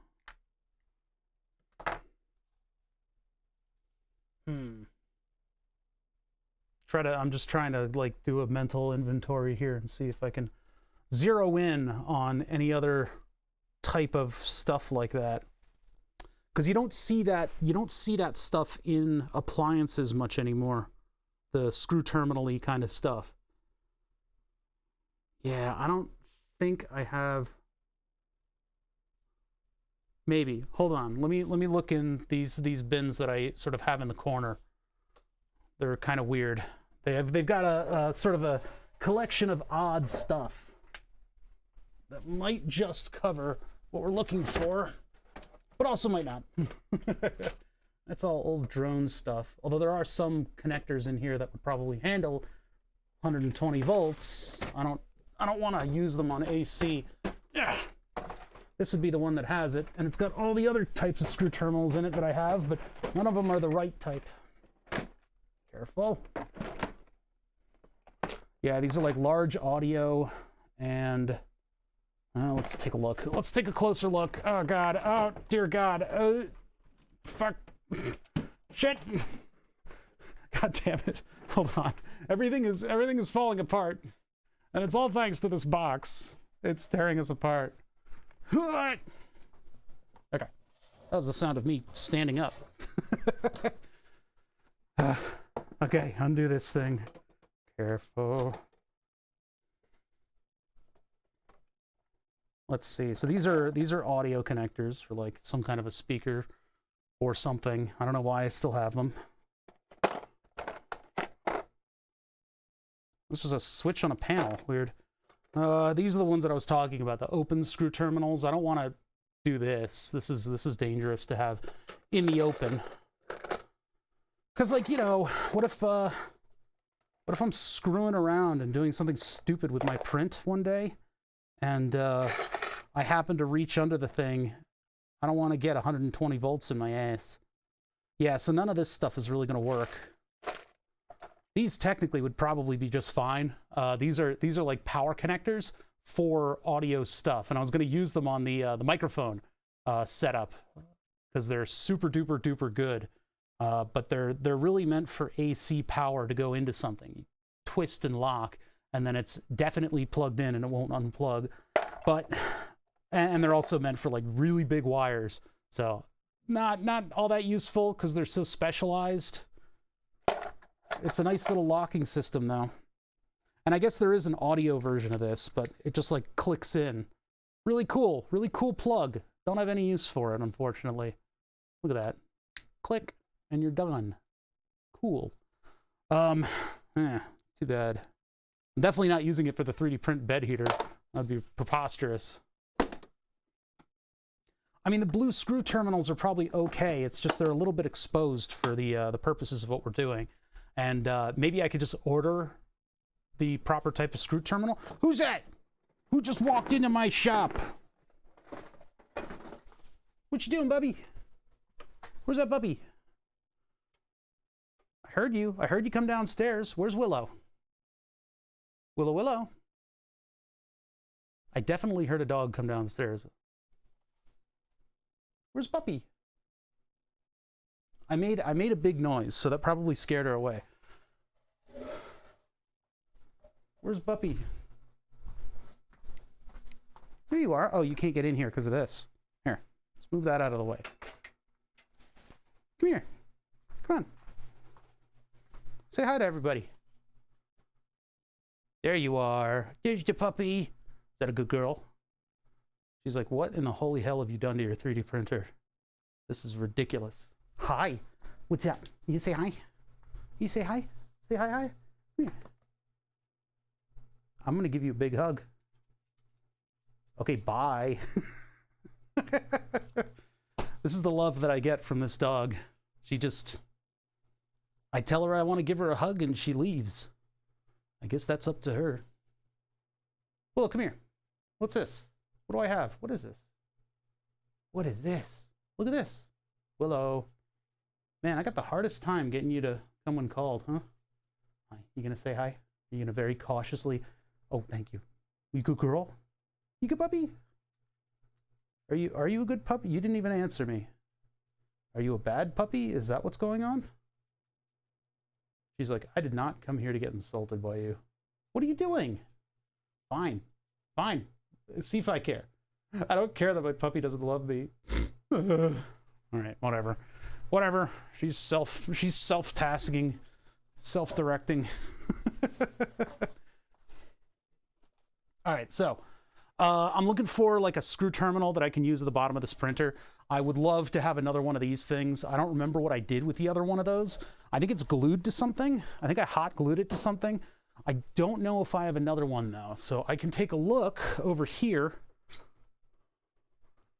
where all my lights are trained.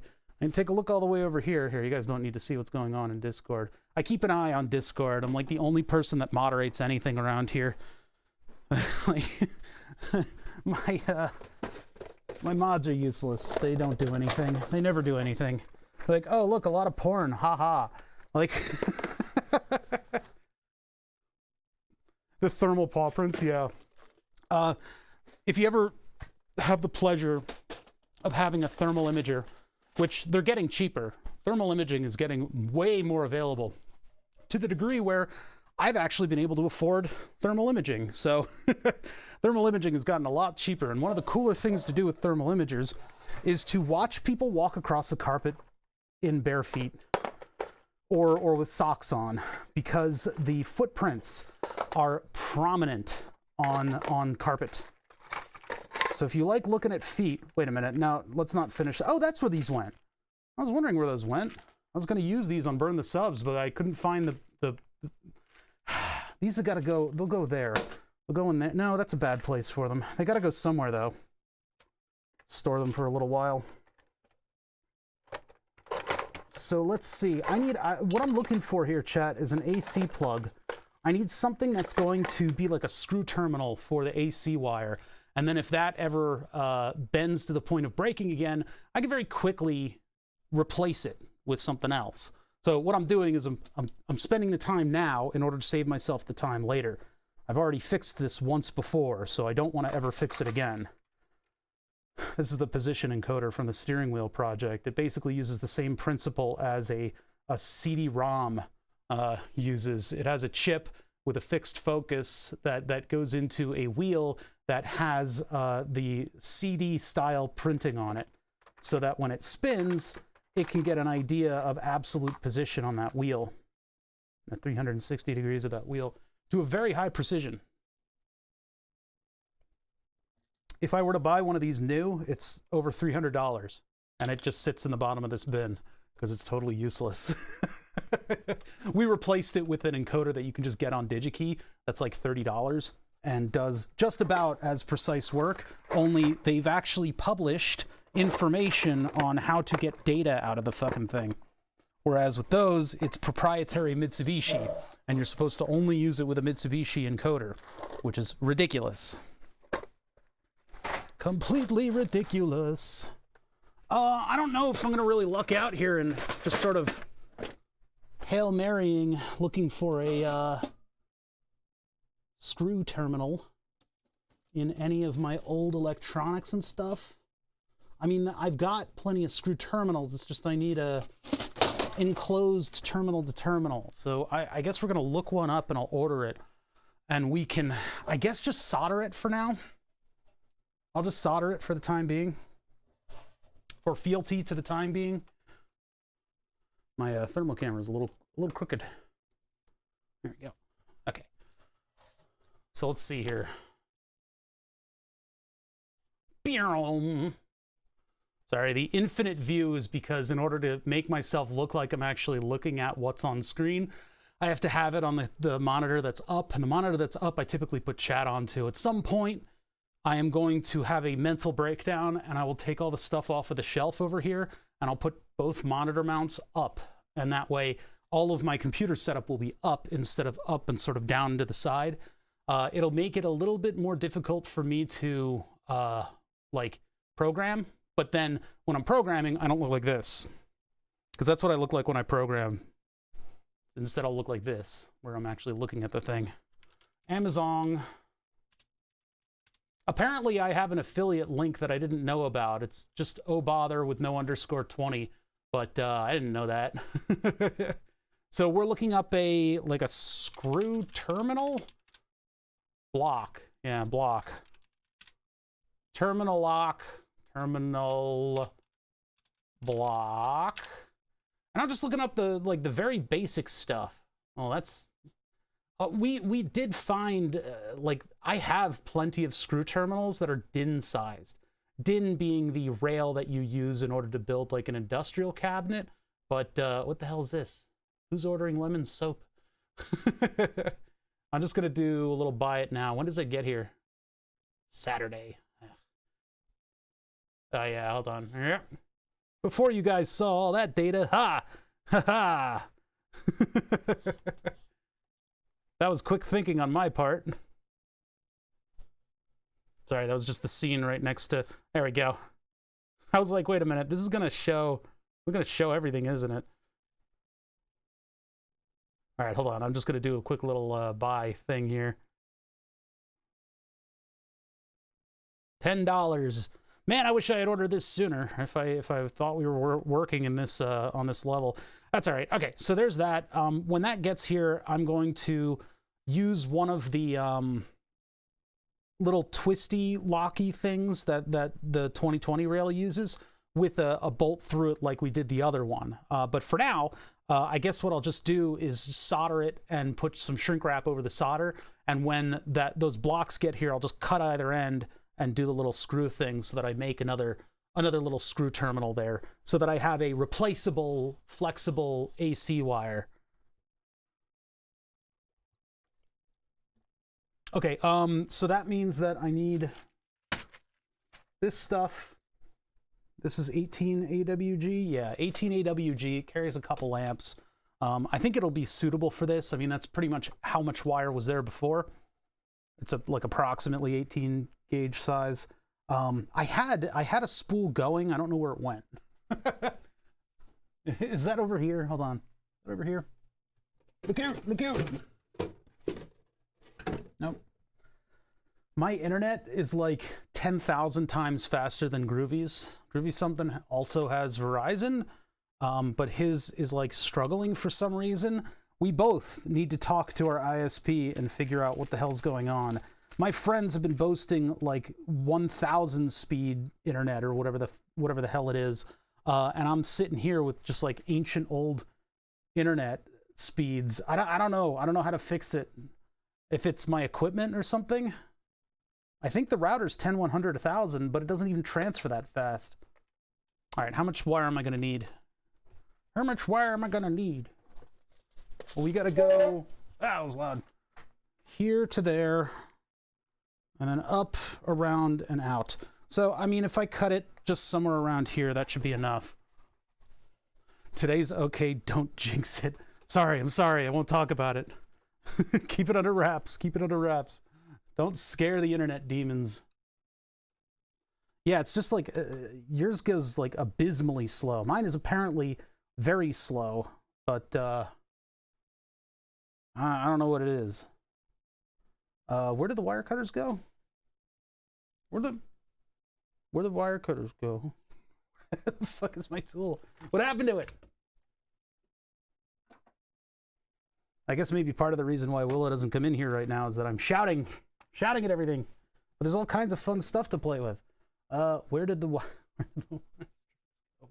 Oh, they're there. They were on the other table. I got them.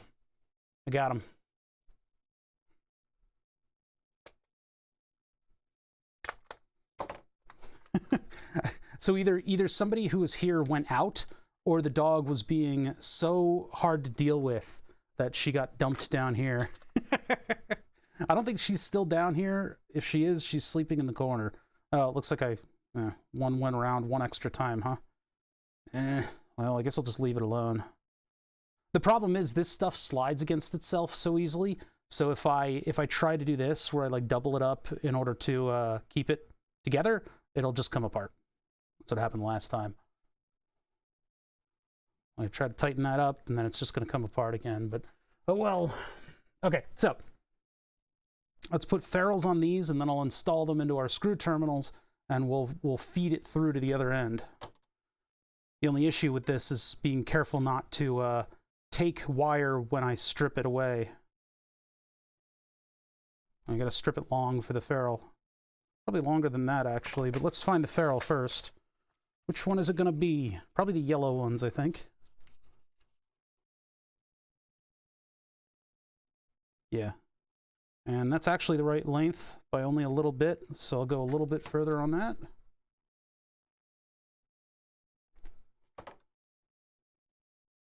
We were doing the brewing project, my home electric brewing system.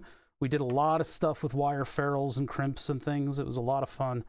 It's fun to make like a nice organized control cabinet for everything.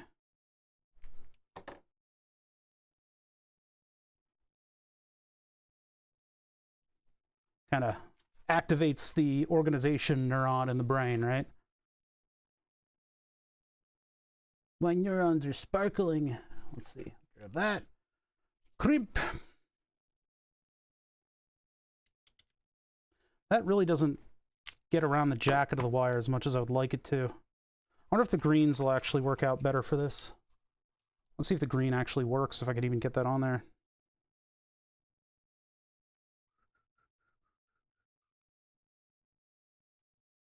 Oh, green works, so I'm going to use green. Green's a little tighter. There was another size, but I've used them all up in the brewing project. That'll hold it a little better too. Yeah, I'm not getting that back. All right, fine. See what I care.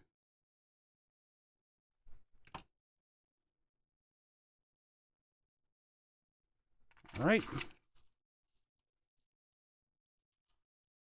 Can't even roll the moped out? Oh, man.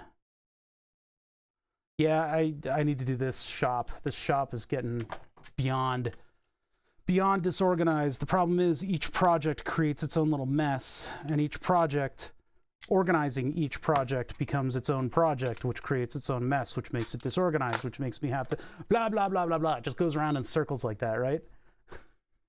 Over and over. We just spin around and around and around like whirling dervishes in our own disorganized hellhole.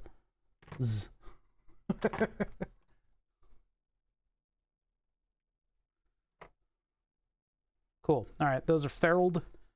Although, I guess I should have just used a singular color wire, because the black and the red imply polarity, and there's no polarity in this.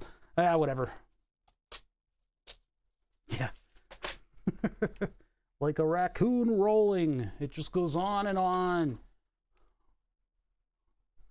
Like an animated GIF of a raccoon rolling.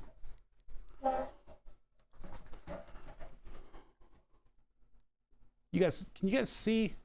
Yeah, I hope so. I can't read or write. Womp, womp, womp, womp. Yeah, this is much better than what we had before. Although this could use a like a wire tie down, but I'll just make this tight enough that it won't droop.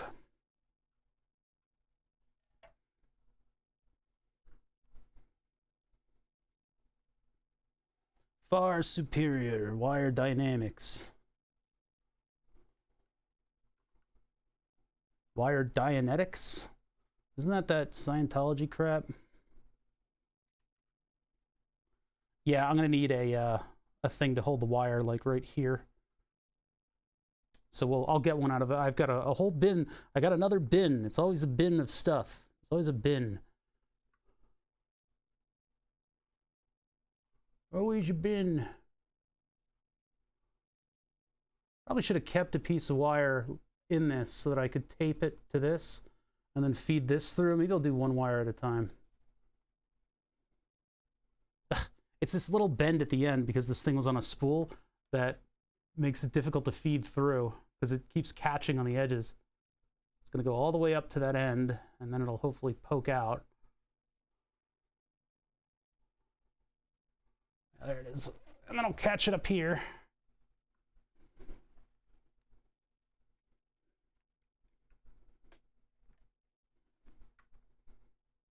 Grab this one, unbend it a little bit, feed that through.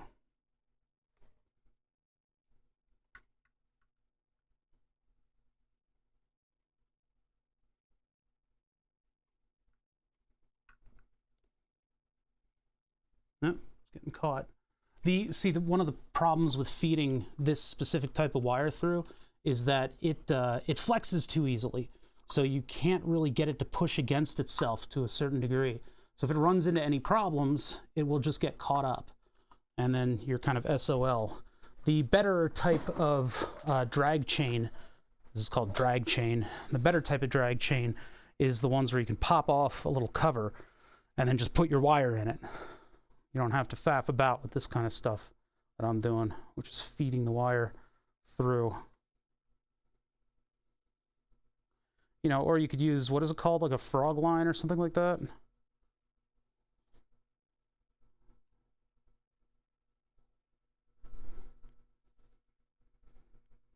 Come on. There it is. Ugh. And then my screwdriver falls on the floor just to piss me off. Specifically just to piss me off. Is that going to go all the way? Yeah, that'll go all the way. One can never have too many bins. That's true. Anti-droop loop. Yeah. Bubble gum. No, this thing's got to work a little longer than that. A rolling rack gathers no moss.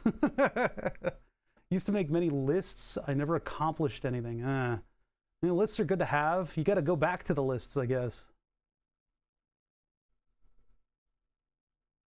Use some washer machine cleaner that was supposed to make it smell better. I think it unlocked stink that was hidden under the soap scum and limestone. What kind of shape is your washer in? That's wild. What a situation to be in, though. All right, feeding this the rest of the way is going to be a little bit annoying. I could break open the chain, actually. That's probably my better bet. Oh, no, but there's already a wire that goes through it. So, well, nah, just get it through the turn, and then I can drop it straight in. Why is that stuck in my head? Well, because you know, that's how that music works. It's just built to be stuck in your head. What is up with that, with gorillas specifically? So I very much enjoy listening to. You listen to a track and you're like, that's a little too weird. I don't like that. And then it's stuck in your head for 3 days, and then you like have to hear it again. You're like, oh, it's actually a good song. I don't understand that. Why that works that way. It's like my brain isn't used to this yet. Duct tape instead of bubble gum? No. Gaffer's tape is what I always use. So much better than much better than duct tape. Duct tape leaves behind residue, and it's not very good with temperatures and stuff like that. Gaffers, as a general purpose tape, is really, really, really, really good because it'll stick dust to more dust. It'll literally stick to anything, and it won't leave behind a residue. Then, if you're really pressed for temperature stability, you can use Captain tape, which is just better than everything. Where is this going? Why is this like not? Oh, it popped out of the chain too early. It pooped out. We're serious about our tapes around here. And actually, when we work on my ABS unit, I'm waiting for parts for that. I guess parts get in tomorrow. So I might work on the ABS unit on Friday. I'm not doing a Saturday stream because I'm smoking salmon, making gravlax. Although gravlax is actually, grav means ground, so it's actually not supposed to be smoked. But I have this smoker, I'm going to use it. I'm making smoked gravlax. There we go. God damn it, this is getting really annoying. Duct tape is awful. It's not good, it's just awful. It's just awful. It doesn't hold up to weather. It barely holds stuff together, and it leaves behind a residue. It's a terrible tape that people have given way too much credit to.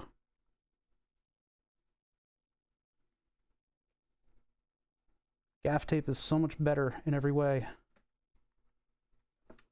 And I guess Gorilla tape is supposedly super duper good, but if you're taping stuff to the degree where you need Gorilla tape, you should probably reevaluate whether or not you should be using tape at all.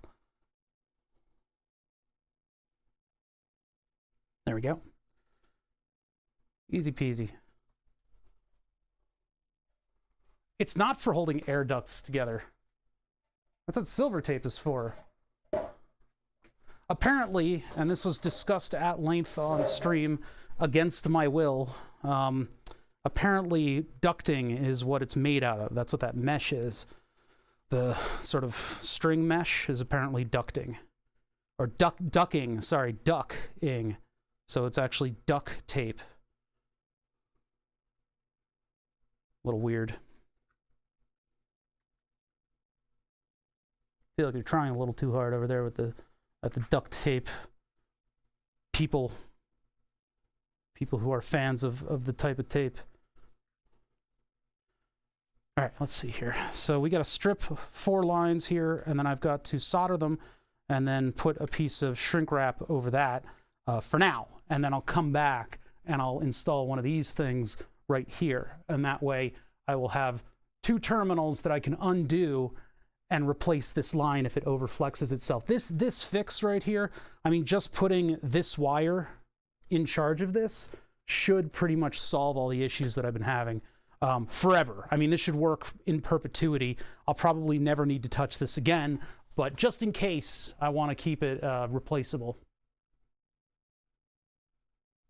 Yeah, this is, it's going to be shocking when I start stripping. I would gird your loins, chat, for what is about to be the most bannable thing I've ever done. Okay, right about here. How's it going, Twisted? Wait, what? You've never heard that expression? Old music instructor would say that all the time. Gird your loins.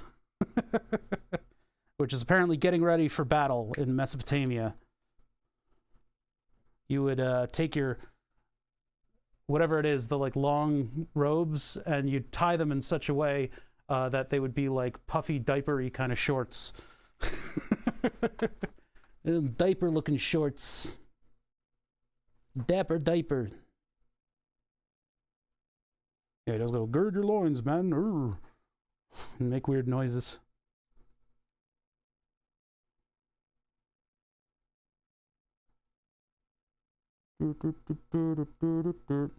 See, it's just stuck. It's stuck. It's not leaving my head. I was like, yeah, it's an okay song. But now it's like, I can't get it out of my head. Supposedly there's a dog down here. I think she left. I don't know. Is there still a Willow? Willow? Puppy. Hey, puppy. What's the puppy doing?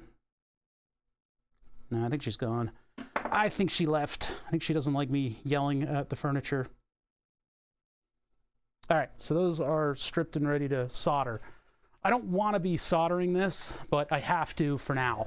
And when stuff gets in the mail, stuff comes in the mail, then I'll be able to, you know, shore it up with a properly replaceable part.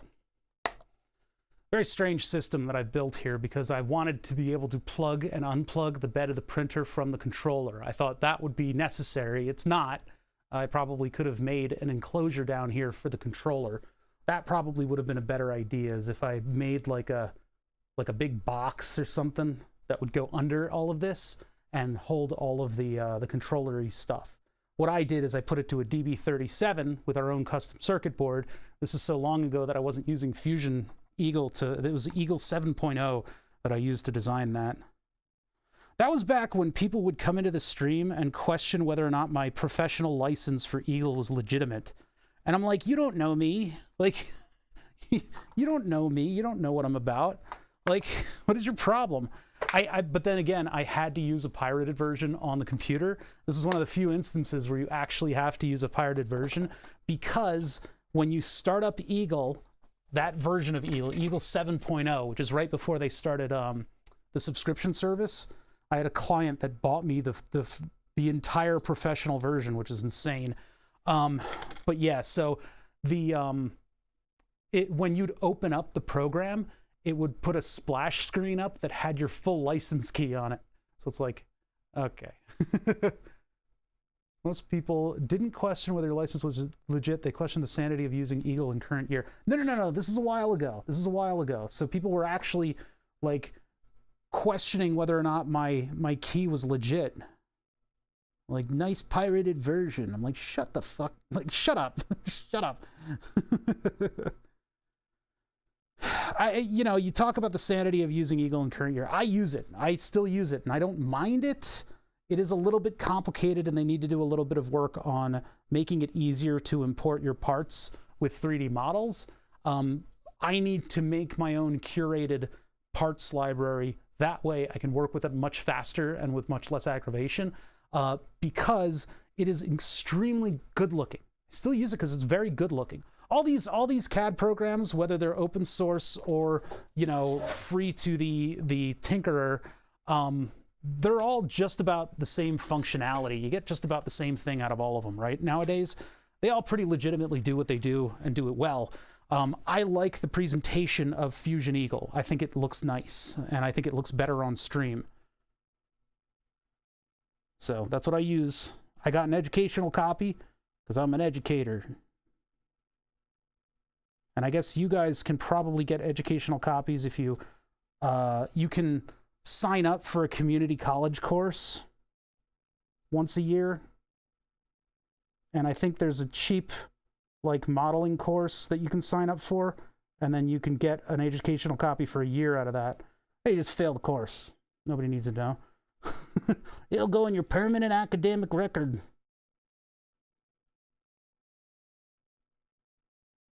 I was going to look into doing that, but I never really got very far with it. I thought they were going to make me like fully justify out my copy. I didn't lie on any of the forms that I filled out, but their check on that was just like, "Are you an educator?" I'm like, "Yes." And they're like, "Okay, cool." Like, all right, hey. To be fair, that's a very good stance for them to have, because you get them hooked early. You get people hooked early on their CAD program, and they can't. "Oh, I need to use this program." What up, Sweet? Insert eagle scream. You mean a hawk screaming? Because the eagles actually chirp. They're very cute back in the before times. Before the accident.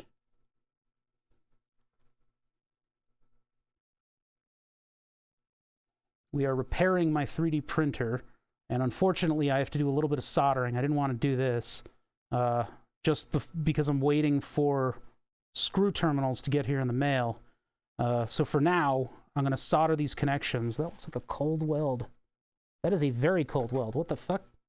What the hell? What the heck? Did I tin this at all? There's a little bit of tinning on it. A little bit of solder on it. So what we're doing is we're fixing my 3D printer. The cable that came off of the 120 volt bed is a, excuse me. It's like a rubber and like string. I don't know what to call it. Rubber and thread hybrid jacket that is meant for temperatures, not for flexing. And so I need to put in a cable that is meant for flexing, so that I can flex, so that I can move back and forth without breaking. And so I'm putting screw terminals on either end. That way, if this thing overflexes again, it's a much easier thing to replace. Owie, owie, owie. I mean, this silicon cable is also high temperature, but they don't include that with the bed. It's also a high thread count as well. It's Egyptian high thread count wire. Hold on, I'm not looking at chat right now because I'm facing the opposite direction. I can't even see my video window, so I don't even know if I'm broadcasting. Anything could have happened. Did Twitch explode? It stopped broadcasting? Okay, there we go. I'm flexing on y'all. That's right. Steady flexion. Same sample everyone uses for any bird of prey. Yeah, the well, it's the apian. Is that right? Wilhelm scream. All right. Hot air. As if I didn't have enough of that in my life already.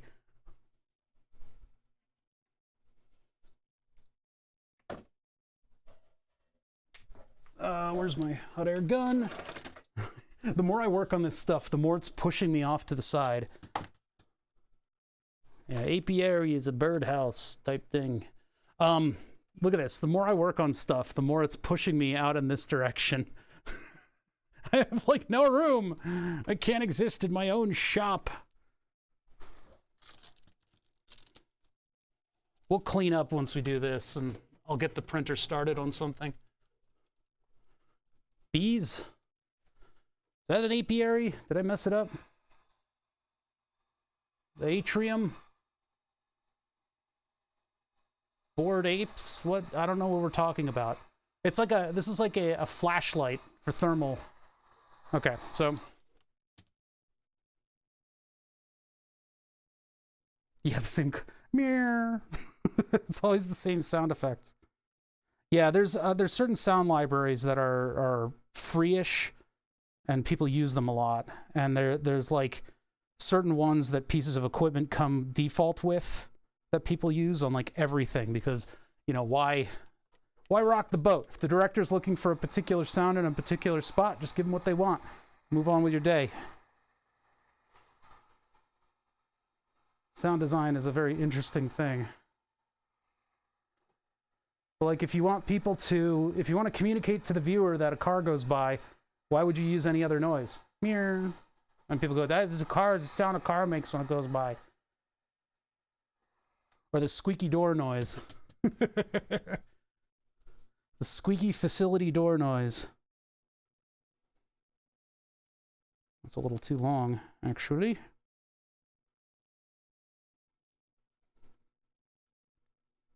Well, I could pull a little bit more out of this. There we go.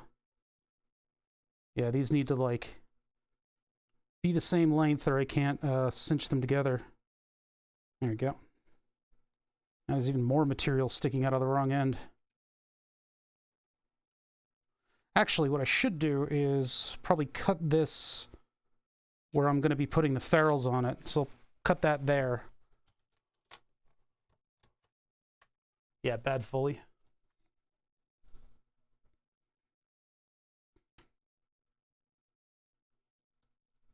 I mean, it's not necessarily bad Foley. Well, okay, it is bad Foley, but it's not necessarily the Foley artist's fault. I guess is what I'm trying to say.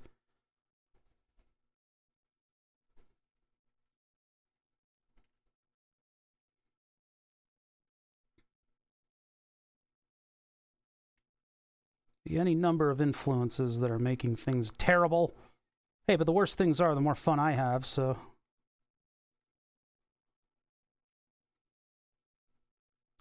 The Howie scream is the real creepy scream. The that one. Use that in so many things. So many, like, edgy things. I don't even know who Howie is. Who is that guy? Why is he screaming?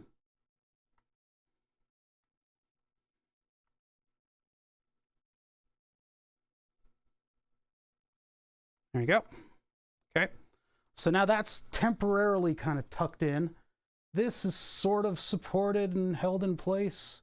A little long down here, but I think that's okay. It's 120 volts. It's not like we're going to get rid of, you know, it's not like the resistance of the wire is going to affect it. How modded is that printer? It's pretty modded.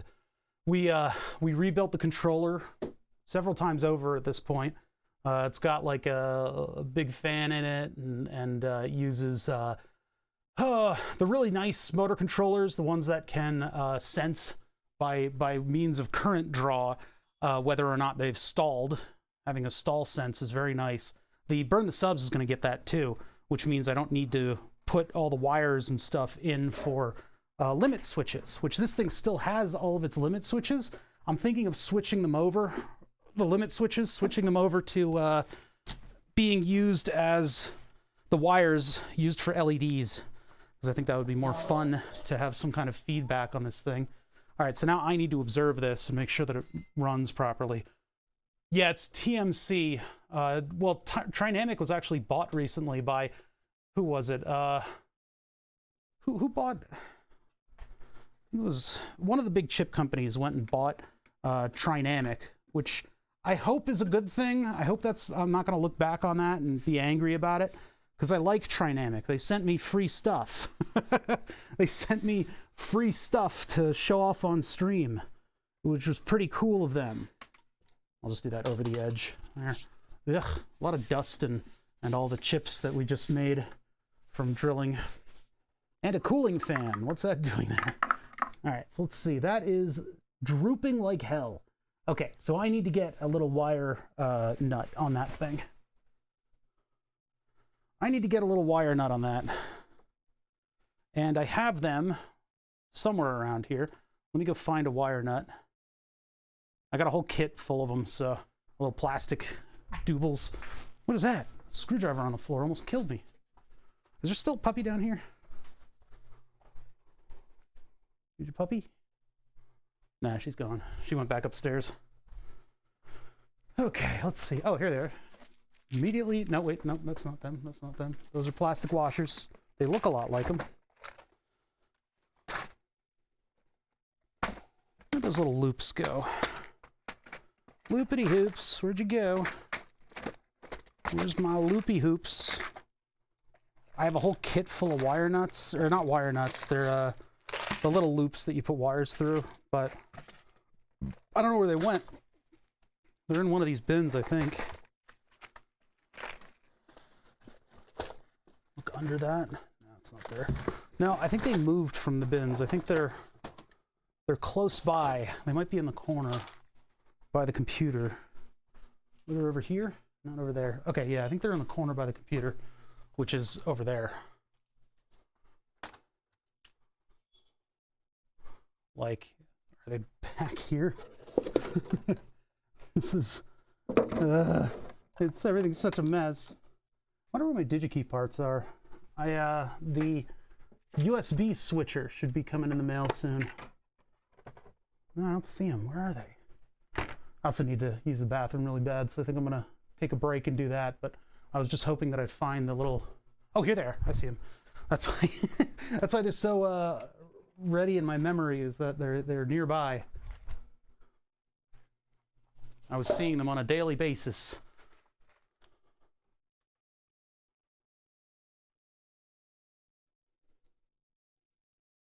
Can you still use the full height with those braces?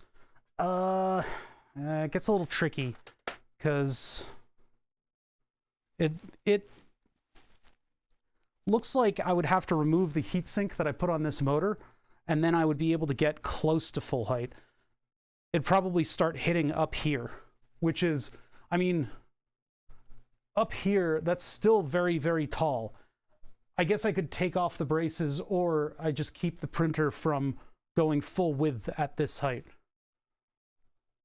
But yeah, the bar won't, this thing will not collide. That'll go all the way up to here. But it's the largeness of my direct drive head that gets in the way. All right, quick break.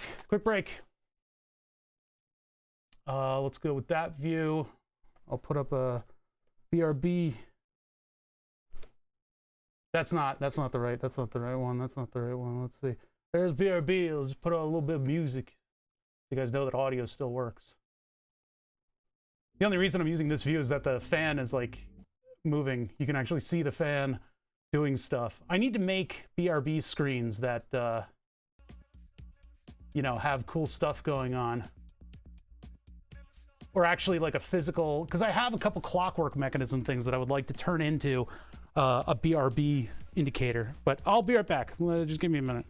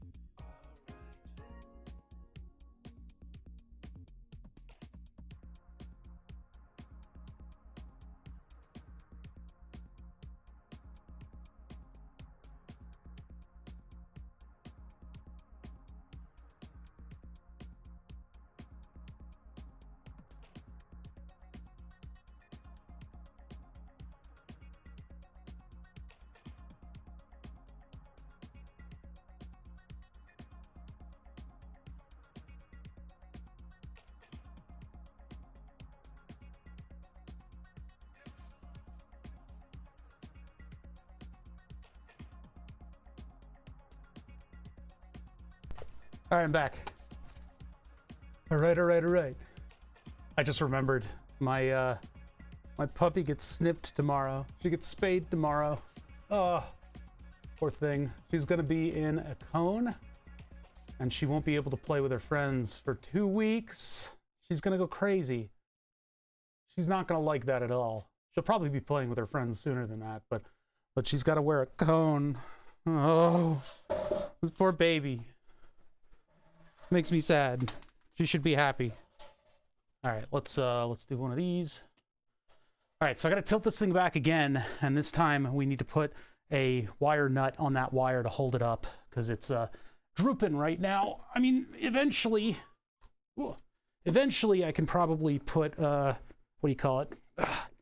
Just shorten the wire so it doesn't droop like that. But for right now, it's doing this. So it's oh, you guys can't see it.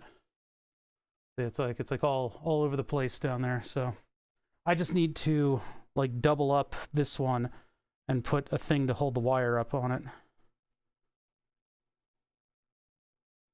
That, or what else can I do? I mean, I could tape it down for now. And just put a piece of Captain tape across it. That's probably the better thing to do because the wire nut's not really going to hold it the way that I want it to be held. If I just do 2 pieces of tape, yeah, I think I'm going to do that. I'm just going to do 2 pieces of tape.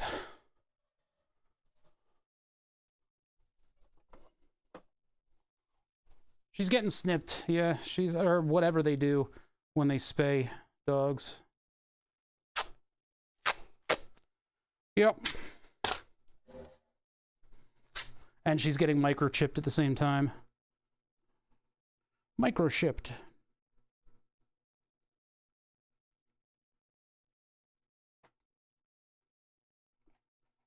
Yeah, I don't like using tape, but I'm gonna have to go into this later on anyway.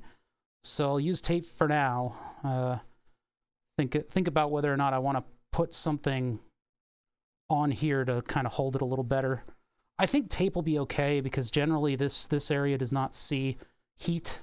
Like it doesn't see the heat cycle as much because it's separate from the bed. It is just the carriage that the bed rides on. So, all right, so now all that's out of the way and we have our flexible wire in place. Neuralink.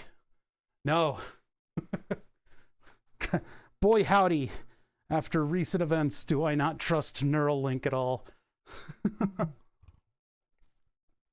What happened to your printer? I'll show you what happened to my printer.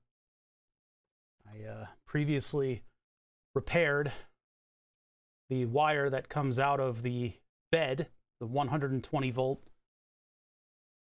heat bed, and then in my repairing it, created a flex point that broke. I could just pull the 2 pieces of wire apart. So what I've done is cut the bed again, the bed heating wires again, but this time I put them into a screw terminal, and then I am using much more flexible wire on it now.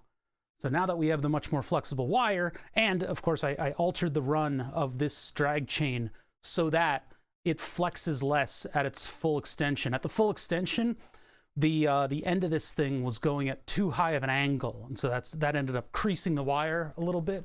And so as you go through months and months of printing, it eventually broke the wire. So now it doesn't go at as heavy of an angle, and it's much more flexible wire. So now this thing will be able to operate for the rest of its merry life without exploding and killing everybody again. And I'll need to, when I get parts in the mail, I'm going to replace this with a screw terminal as well, so that if it does flex itself to death again, it'll just be one little section of wire that I need to replace. All right, let's get the printer working on something.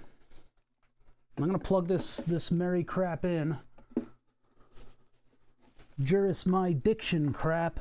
Let's plug this thing in and get it running on the print that I wanted to get, which is a print of, it's just a big flat print. It's actually a print of the circuit board that I'm going to be putting into the computer project, it's the power supply circuit board. So yeah, okay. Plug this in. There's a plug strip right here. Ooh, weird fan audio. It's me, the robot guy. God damn it. Why is this so difficult? There. Why does it smell funny back there? I don't know. It smells like chemicals. Probably because there's chemicals right there. No, I don't need to re-level the bed. Everything's fine. I mean, it'll do its own testing to see how the bed's doing. The gantry, the part that's holding up the whatever the hell this thing is, that's going to need to be re-leveled. But I have a series of commands that I can run.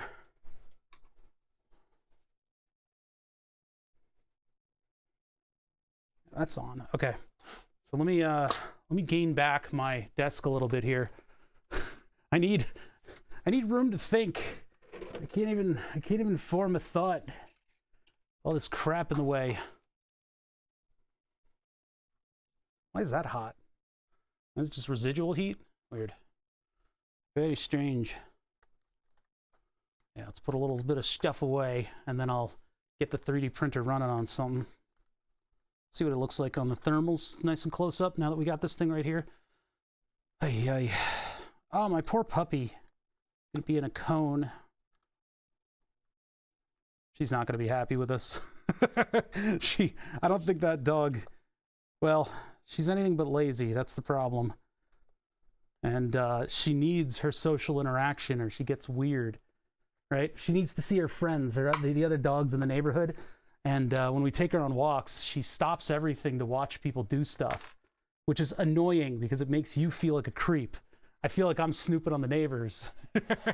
But she's not really, I mean, she'll still be able to snoop on the neighbors, but she won't be able to say hi to other dogs,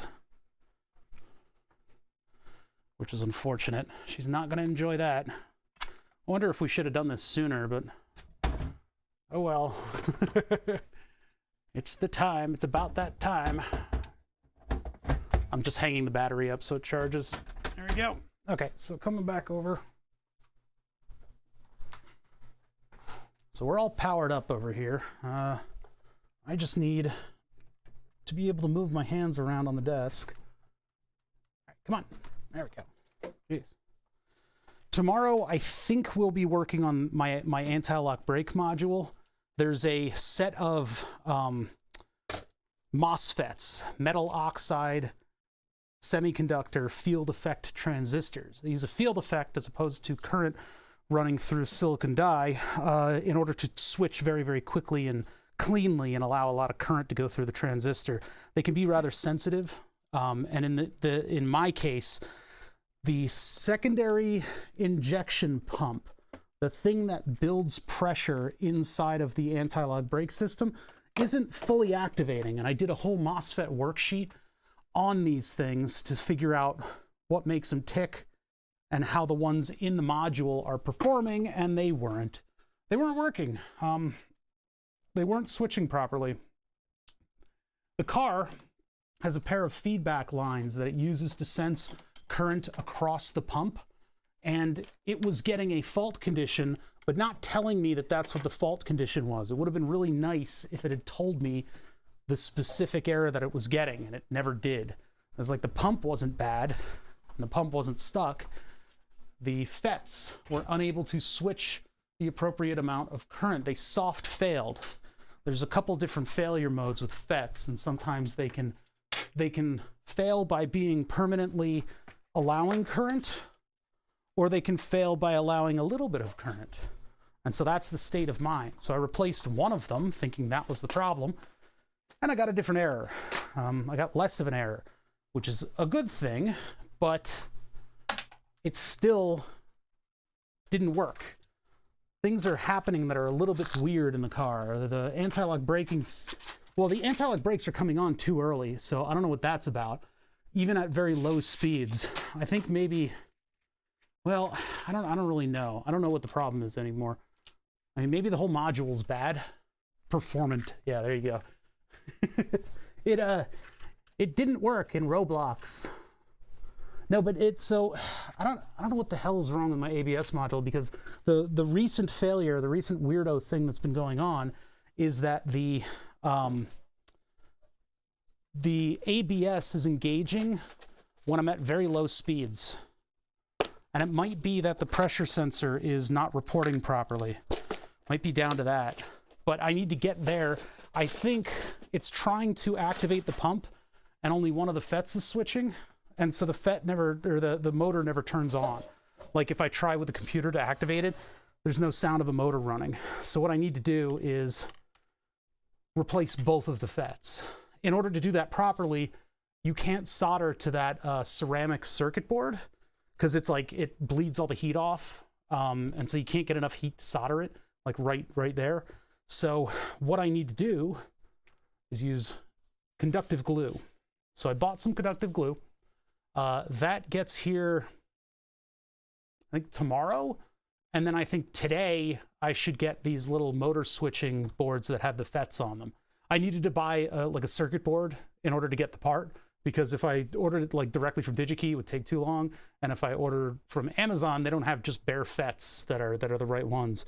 They have ones that are slightly out of specifications. So I bought ones that are a little bit closer to spec, and they'll get here on a board. So yeah, any kind of rework on the ceramic aluminum boards, it's terrible. It's absolutely terrible. So conductive glue, I guess, is what I'll use. I wish I could solder directly to the terminals, but I guess that just doesn't happen. I have silver solder though. I have silver solder, and I have all kinds of weird fluxes that I tried a couple of them on there, and it just didn't. It wouldn't take. It would do a cold weld spot, and that's what I have right now. That might be what failed. So basically, the gel that's around it, I need to scoop out and then put a wire in there, and then just drop a bunch of glue on top of it, and that'll just fill in the little area around the gel. All right. So how am I? How are we doing this?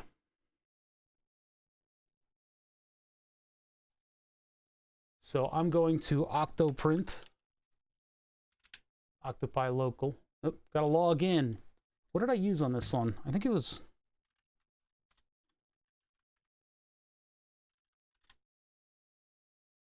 No? Oh, I don't really remember. I think we were whimsical with it.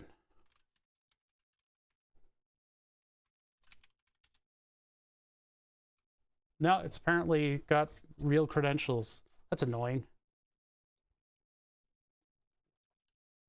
Macro steps. Shows a step-by-step any print start macro. What? Mark it as red. All right, so yeah, Clipper. First thing I need to do, connect.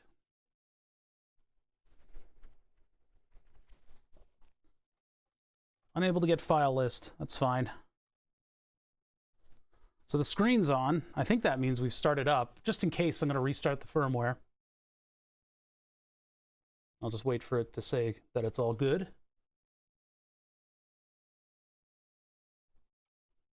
All right, next I need to make sure that the BL Touch works. Yeah. Failed to verify BL Touch. So what I do is I have actually a warm-up sequence that I programmed in. That's not been working lately. So I'm just going to manually put the BL Touch up and down to get it to start again. Sometimes because it's a BL Touch is magnetic in nature, the little probe here sticks. So I need to unstick it to start off. So up, down, test, which is up, down, then reset, down again. There it goes. Up, click. You guys can barely see it. There's like 2 pixels. No, it's a normal BL Touch. It just, if you adjust it ever, because I've had the probe break, and I've had to replace the probe. If you ever touch that part, then it, goes crazy, and you need to get it back into tune. And this is as close as I got it. So it just takes a minute for it to come back. Boop, boop, boop, boop. BA, select start. Okay, so now I'm just gonna do the board that failed before. This is the one, the print that failed, and I'm just gonna hit print. Ah! Thank you for that noise, you freaking asshole. Why are you making a weird noise like that?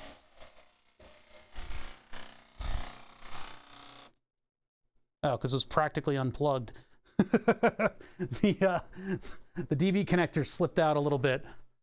Error reported by printer. Yeah, no shit. Clipper state. Reset the firmware. The DB connector was not happy with me.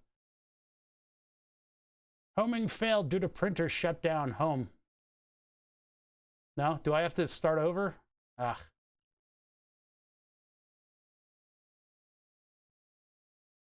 Reset the firmware. It just won't let me turn it off and on again. Actually, I think it's this that's mad.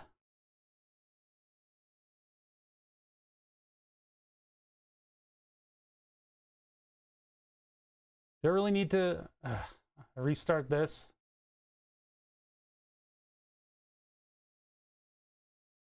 No, hold on. There we go. Connect. This is a little clunky. A little clunky today. Connecting. I got the fire extinguisher. It's by that leg of the desk. Just in case sparks start flying from my little repair job. I don't see why they would. I don't see what could possibly go wrong. Tightened everything down pretty hard. What's going on here? Connecting. Oh my god, it's just gonna be faster if I just restart the whole thing. I'm just gonna restart the whole thing. It's so clunky when it gets disconnected like that. Usually what'll happen is when I go to 3D print, I'll turn everything on, and then I go into Octopi, and then I simply tell it to restart the firmware, and that gets everything rolling. It's like ready to go. But whenever the printer reports an error, it shuts everything down so hard that it needs like a complete restart. Keeper of Maps, 36 months, 3 years. What a great waste of time this has been. Hey, I suffer so you don't have to. Thank you so much for the 3 years of subs, Keeper of Maps. I really appreciate that and all the work you do around here. Keeping it real.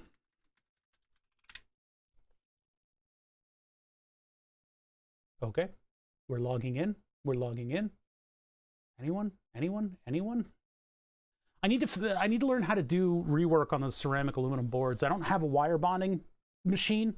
We had one at my old job, but you know, the wire bonding machine is a big piece of equipment that you don't typically have.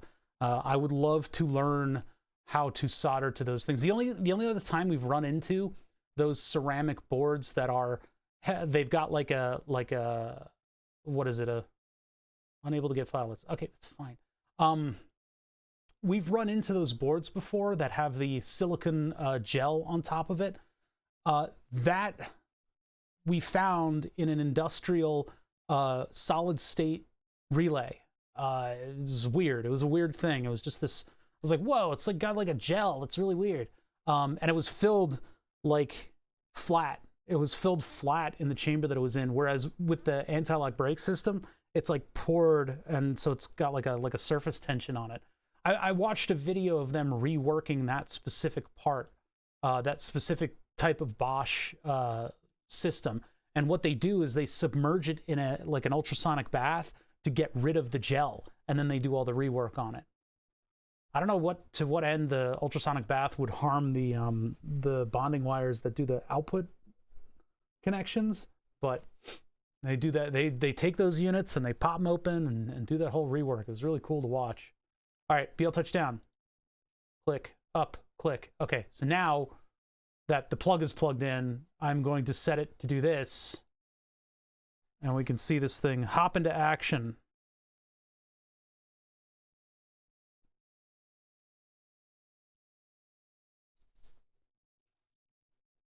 Ah, yes. Nice and quiet. So the TMC drivers have an advantage of also being completely silent. Oh, you know what I didn't do? Oh, that's bad. I didn't do the right to left leveling. I shouldn't have hit start print. I should have just homed it normally, because I have to run that a couple times. The two motors can be discombobulated, and I have a test that fixes that. But when I run that test, it only gets a little bit closer to being true. Like I have to run it several times for it to fully balance out that bar, because that bar is held with two fasteners on each end, and so it will be permanently kinked and spring back into its old position. All right, we're heating up right now, so let's see what happens here. That entire bed should start to show signs of heating, and we shouldn't see any heat in the wires. Heatant. Uh-oh. Wait, what am I seeing over there? Oh, that's the fan. I'm seeing the fan. That's the fan. The Raspberry Pi is warm, and the fan behind it is warm. The wires are of slight elevated temperature, but they're not hot. That's kind of what I'm looking at here. We have to be sure. I mean, I don't want to have a meltdown under there. The wire itself shouldn't be, it's silicon jacketed, so that should be fine. But if the wires aren't thick enough, they'll heat up. And that's a situation in and of itself. But I mean, it looks like they're definitely being used. Like they're probably at their limits, but I wouldn't trust more current to go through them. But it looks like in order to effectively heat the printer bed, it looks like it's okay. SD card looking toasty. Oh yeah, that is looking toasty. This case has like a big block that goes and goes to the Raspberry Pi processor. So it should. It's a very smart looking case. I like it, but it should cool down the Raspberry Pi pretty effectively. Now our heat bed's getting to a temperature where it's going to take over the visualization of everything. Filament's nice and warm. Yeah, the bed's just about at temperature now. And the wires don't look like they're getting warm at all, which is good. That is a good thing.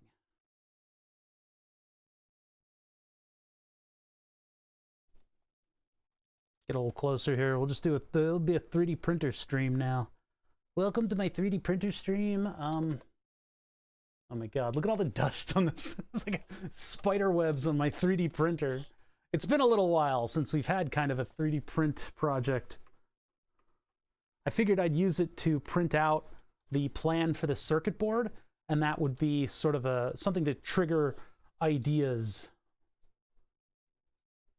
Oh yeah, that's right. I made it do a little test sequence before printing. A little warm up. So here's the side-to-side thing, and that'll only be so effective. I wonder how far off it's going to be. Let me see what Octoprint says. Where's my clipper terminal? 2.148 on one side, 0.725 on the other. 2.3, yeah, it does it a couple times, I guess. Well, now it's leveling the bed. So yeah, one was off, but one was adjusted negative 1.5 millimeters, and the other went 0.6. And if I test it again, they'll still be off. It's tough out there. Oh, okay, so somewhere in the my search for stuff for Clipper, I found a routine that does a full bed leveling every 10 prints. And I should probably make it like 5, but I want to get that code. Because if the printer is just sitting static, nothing's touching it, there's no reason why the bed should be any less level than it was before.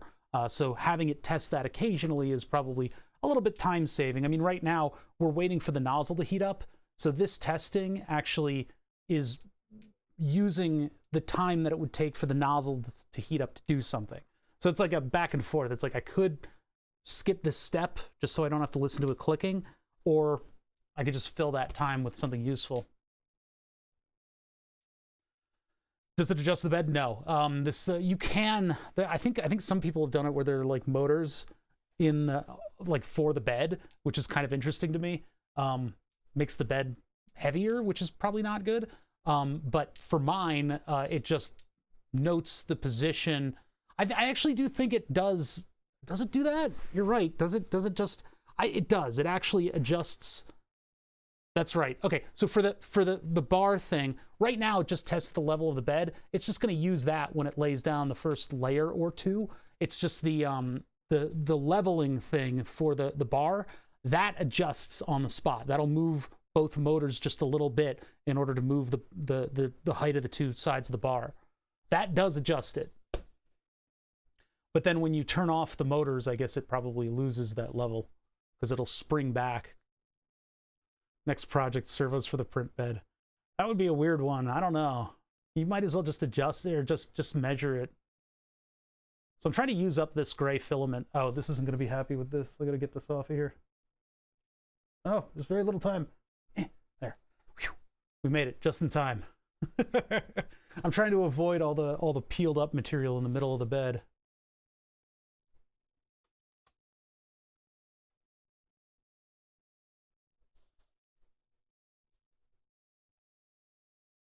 Look at that printer go. Oh, the reflected heat on the bed material. Huh.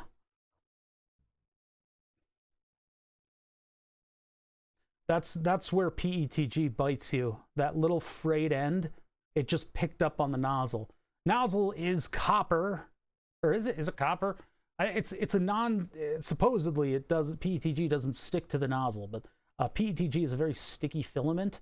So if you get these little bits of like the little frayed hairs of the material that come off on stuff, that can catch onto the nozzle, and things can either peel themselves off of the bed or just like create a stringing that gets in the way of everything.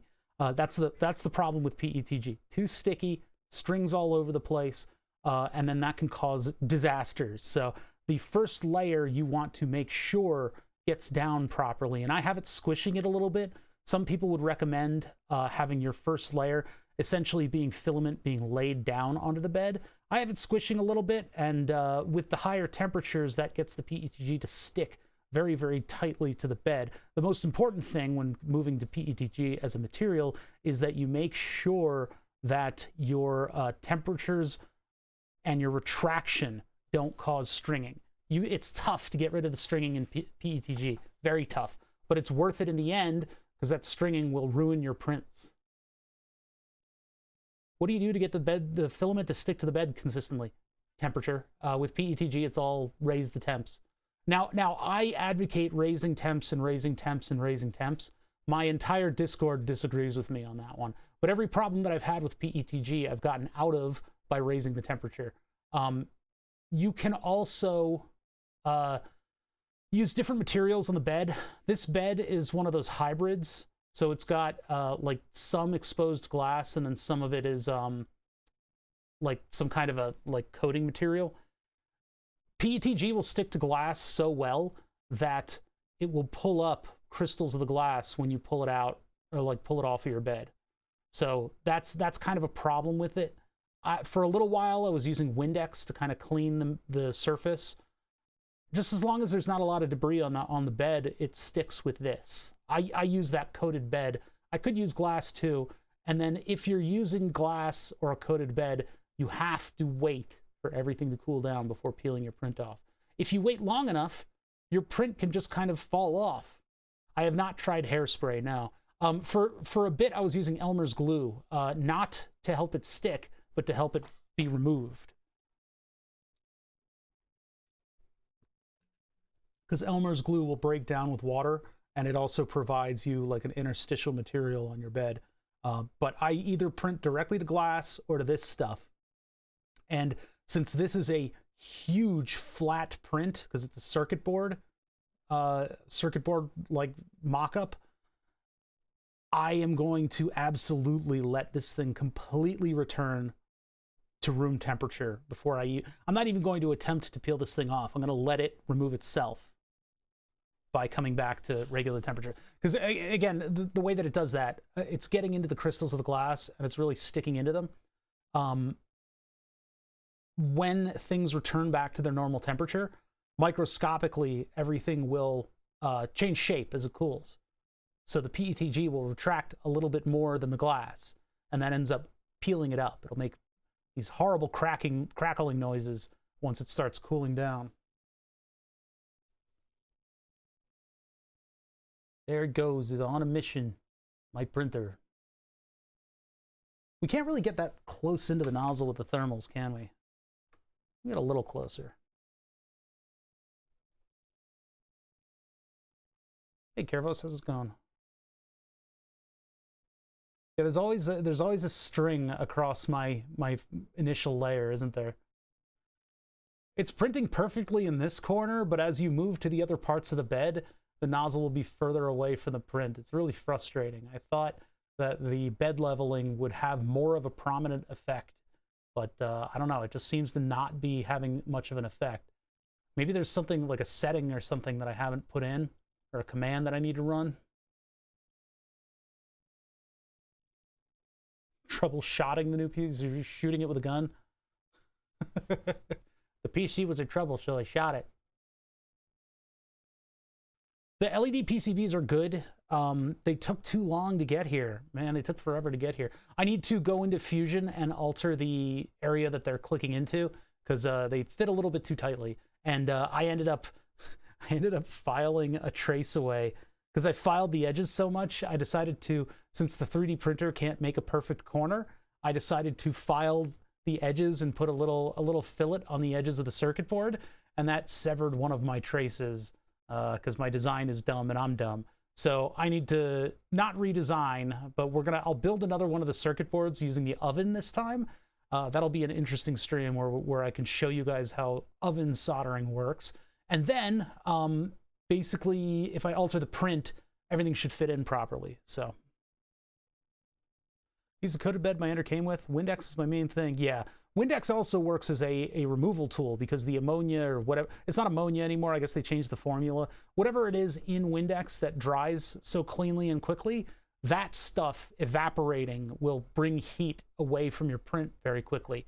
And the soaps or whatever soapy stuff they have in Windex will get under, and it'll get in between your bed and the print, and it'll help it break away.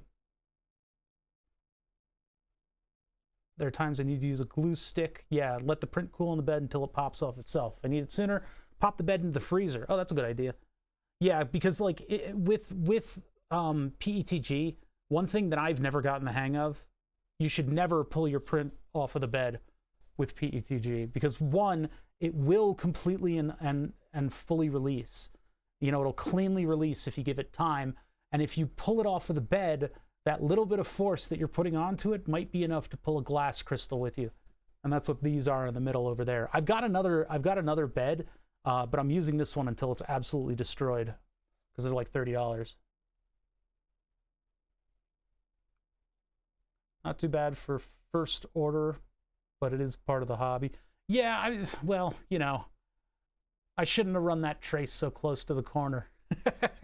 I was thinking about whether or not I wanted to give little rounds to the edges of the board too. I guess I could have, but the routing and the separation of the boards is a little bit Bush League on the Osh Park board. I think I'd go back to Seed Studio because they just make a cleaner board.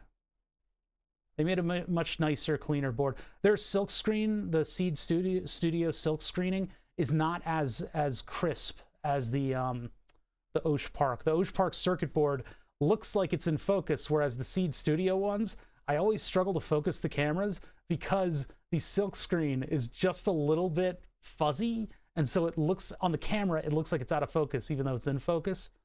It always messes with my head. This is an extremely flat print. I don't know how I can get away with not pulling crystals off. I need to redesign the head for the printer. You can see how beat up this thing is. I need to make my own. Oh boy. There's so many things that I need to do. I should get a different direct drive extruder head. Those are expensive though, aren't they? Maybe just designing my own thing would be better. What is Microsoft Edge doing on my desktop? Delete. Delete that with the force of 1,000 suns. How do they get away with that crap?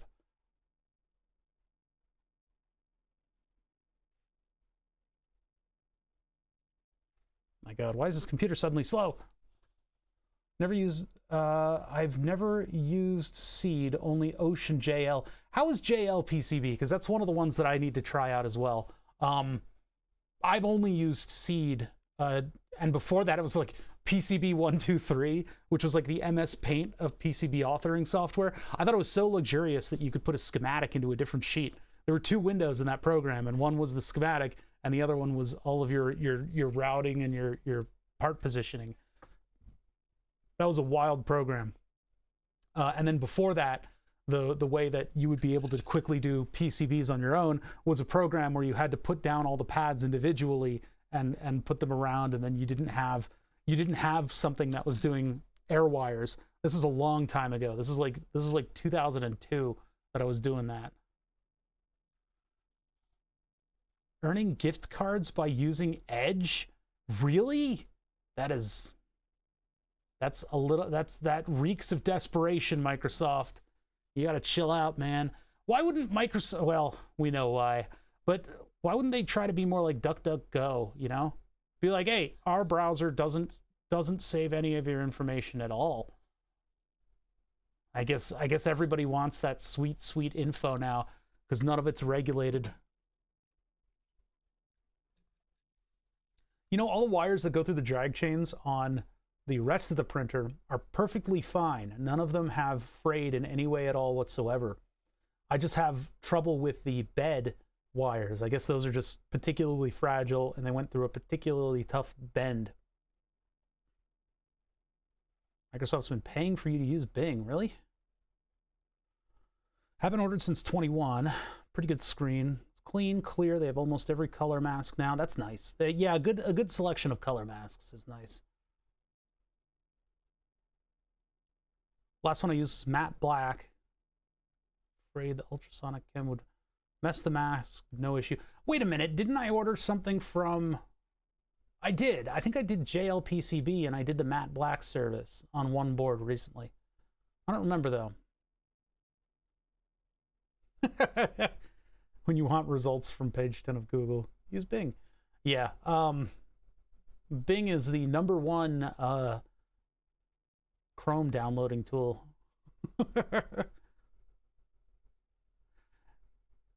You've had trace issues with Osh? I've never had trace issues in like the last decade, right?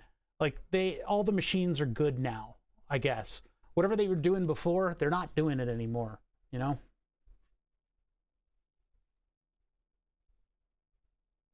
Yeah, this is a painfully slow first layer. They bought ChatGPT? GPT, really? Is it? But it's not. That AI isn't made to improve searches. I don't know. Maybe it'll help them code better searches. AI is getting a little scary, huh, these days? Guess it's very easy to hide your head in the sand with that sort of thing. Google's a verb. They're not worried. That's a good point. That's a very good point. I'm gonna go Google myself. Yeah, ChatGPT, huh? It would be interesting to let ChatGPT. What was I? Wait.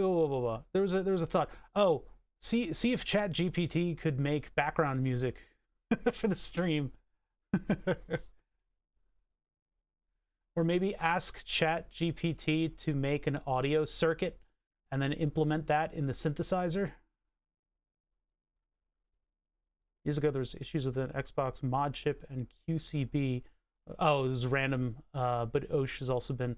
Yeah, I don't... In modern times, I have not had any problems with bad trace runs. And they, you know, they're whatever it's called, their DRC, their design rules, usually keep you well within their capabilities. So I've not had issues where there's accidentally been like a little bit of copper left or whatever, like on a corner. That just doesn't happen anymore. These machines are very good at making circuit boards now. You can get it to generate pictures and schematics by asking it to make line art. Oh God. AI art reminds me of those cool Lisa Frank folders for your school binders. I need a picture of a Corvette and maybe like a circle and maybe a cone, but it needs to be on like a 3D checkerboard.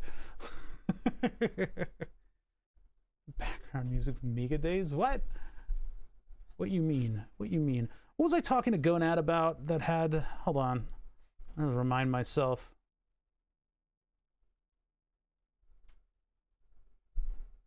Oh yeah, well, so Milton runs a neural network robot on his, this is Milton T. Pike too. He runs a neural bot on his chat that goes through things people have said and tries to come up with like a unique sentence to say. I wonder if you could plug Chat GPT into that. The only problem with that is that it would be too good. It would just sound like a normal chatter. It's just be somebody, you know, doing the same memes that are on that channel already. It would just do, you know, the you know, Milton has tiny hands kind of stuff, and then that would be it. It would just seem like another chat member. Whereas having a janky neural network bot making up sentences that it thinks are good but are kind of weird, like it would say like, I would never die in New Jersey, and you're like, what? Wait, what? Why did it say that? Like, it just does weird stuff. That's funnier. That's better to have. But that's what kind of my annoyance with Chat GPT is that it's too good at these things. People make it do stuff and you go, wow, it's actually really good at that. I don't want that. I want it to be like weird and funny bad at stuff.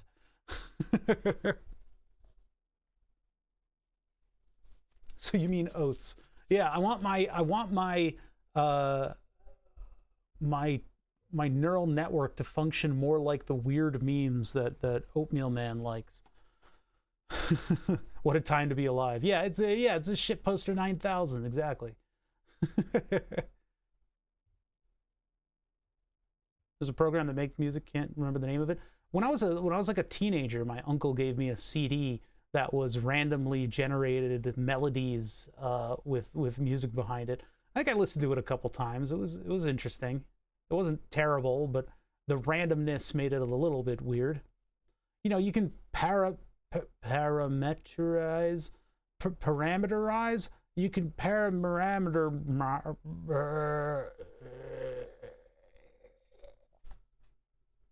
you can put parameters into like an algorithm and make it kind of like do stuff that's fun. It doesn't need to be an AI. Everything's an AI. It doesn't need to be an AI. Very good to find results. Then Google's X, if you type the original Xbox S controller schematic, GPT will find it. Google will list Xbox One. I don't understand. I can't read. Yeah, it would be interesting to see what kind of like musical arrangements something like ChatGPT would come up with, and whether or not you could actually like find what it was using to make the music, just to see if it does any, you know, copyright whoopsies. Random Mozart music generator on C64. It sucked.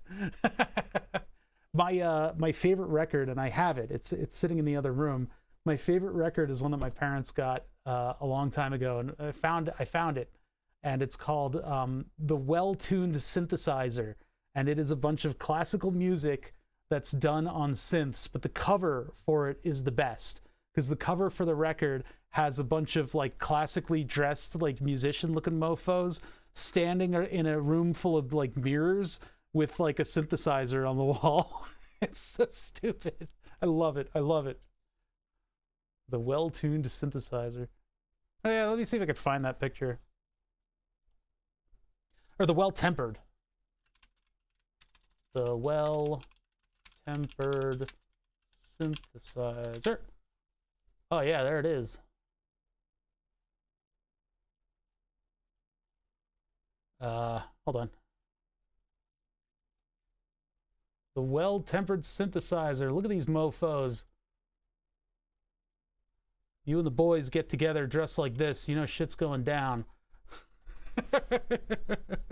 It's so 80s. Was it 80s or 70s? I don't know. But holy shit. Those are synths on the wall behind them. It's like Moby's music room. Jeez. Anyway, it was a really crappy album. When did this come out? What? 1969. Switched on, so the previous album, Switched on Bach. Oh my God. Oh my God. Not even 1970, huh?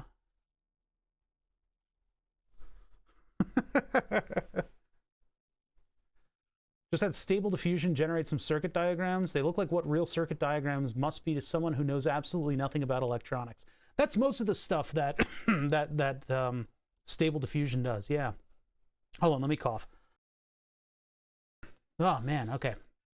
Yeah, Stable Diffusion and AI art in general, although it, obviously it has been getting better, and ChatGPT, of course, does things a little bit more coherently, but it was nice when it was all sort of in the realm of, well, that is like so close to the real thing that if you kind of squint, it seems good. But it doesn't make sense on further investigation. I was happy with AI existing there, but then suddenly, I don't know what computer programmers have against fucking like musicians and artists, but why are they trying to make all the AIs do what musicians and artists do? Like, stop it.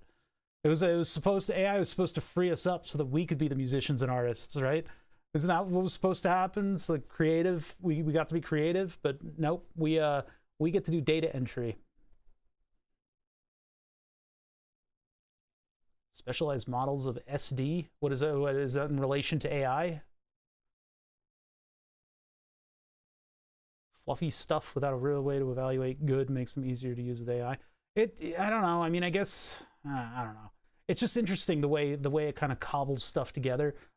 Stable Diffusion, I like that more than ChatGPT, just because every time I see ChatGPT being used, it's like replacing something that I think is kind of important. I don't know. AI is just another underpaid artist. Yeah, but it does it at like 10,000 works a minute.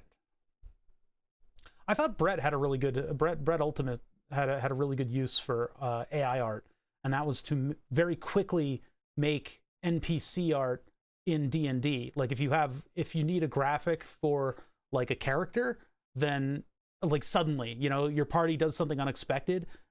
Instead of hiring an artist on Fiverr to make it in a day, you look it up on the spot and boom, there it is. You got that thing right there. And if it becomes a fan favorite, then you can very easily pivot to spending like $30 to $40 on, or however much like a couple hours of an artist's time costs to make something that people love and will look at a lot. Whereas just, you wanted to finish. No, you don't get that. We're on layer 2. I very purposely stopped it at just the right time. I didn't actually time that. But I thought that was a really cool use of it, where you suddenly need something that represents a character, and so the AI art comes up with a couple options, and maybe one of them is surprising and funny, and you put that in, and everybody either makes fun of it or loves it or whatever, and then you can go and hire an artist to do, the real deal. But he got so much backlash on that, people hated it, and so he put the Bosch on it, and I don't like that. I don't like that he stopped doing that, because I thought that was a very clever use of AI. It was going to be like the DVD screensaver corner bounce, and you ruined it. Oh my God. I'm so sorry, chat. I'm trying to use up this particular gray filament. It's actually a slightly darker gray, but when it comes to the top layer, it gets kind of rough. If this one goes down smooth, I will want to save this filament, and I'll go back to light gray as my test material. The grays supposedly are much more friendly to print, but this one is a space gray, and this is what I used on the enclosure for Burn the Subs. When it went down, it kind of looked very rough. That first layer looks really nice and smooth, though. Yeah, this is I only use PETG. I have some PLA stored in a bin with a bunch of silica gel packets in it, but I don't really use it for anything. When I need like a wood grain, or when I need like a particular like special color, or because I don't like PLA. I think it's too weak. We only use strong filaments here. PETG is strong. It is strong like soda bottle. It bows to no filament. PETG does really well for mechanical mountings of stuff, brackets and things like that. And I'm getting it to print very nicely without even using a cooling fan. So yeah, we only allow the strongest, the squarest jaws and the buttiest of chins in our filament. The buttist of chins. What about space? Oh, because it's space gray, yeah. It's a cool color. I mean, it looks nice. I should have done the Rocinante in this when I printed out the Rocinante. The Rocinante was so warped, though. The ends of it that were against the print bed. That was just a for fun print, and it wasted a ton of filament. I generally don't use the printer to print cool stuff. What makes it space gray? It's a little bit metallic, and it's a little darker gray than your typical filament. That's what makes it space. That's the only thing that I can tell. It's just got a slight metallic sheen. I guess, like, yeah, like science fiction space. I don't know, man. I guess when you run it at the proper temperature, it looks a little bit more glassy. I don't know. This is a 6-layer print. This is going to take an hour, so I don't know how long we're going to actually spend watching it. Although, now that there's a layer of plastic between the bed and the print, we can actually see the heat of the layers going down. This is not a very complicated print because this is just a circuit board blank. I'm using this in order to sort of visualize outside of the computer what the power supply is going to look like, and maybe determine whether or not I want to move stuff around, or how I want to orient all the ins and outs to this board. So that's what I was working on originally, and unfortunately I used the high temperature bed heating wire as the wire that exits the bed in this drag chain over there to the right. This guy up here, I don't want to disturb things, and that guy right there, that was going at too extreme of an angle when it got to the very front, when it got so that there was very little drag chain on that. So we moved it out and back, so now it fits perfectly and it works exactly as it's intended. And then I put a screw terminal over here, and that screw terminal will allow me to change out that wire if anything ever goes wrong with it again. In addition to that, we're using different wire. We're using a highly flexible wire that is a silicon jacketed, high temperature, whatever. It's just the stuff that I happen to have a lot of that stuff. It's good wire. Oh yeah, if you guys haven't seen before my 3D printer, we did a round of upgrades, and I actually split the encoder off to the side. I barely ever use the encoder, but that encoder came from a device that the other Lone Star sent me. The other Lone Star works in New York, and he used to do quite a bit of like AV kind of stuff. And so he's, I think, working at a museum right now, and they had one of these, or no, it's not from his current job. Actually, maybe it is. It might be from his current job. But they had a video recorder go bad, and so he sent it here. And again, my disclaimer is, if you send stuff in, it is tantamount to throwing it away. So we were able to do a post-mortem on it, and we found out that one of the fans failed. The thing was a big hard drive recorder. It was like a solid state drive, like video recorder. Very nice piece of equipment, but the main processor burnt out from heat. And so what I've done is I took the knob and I put it onto my 3D printer, the knob from the front of that device, because it was dead.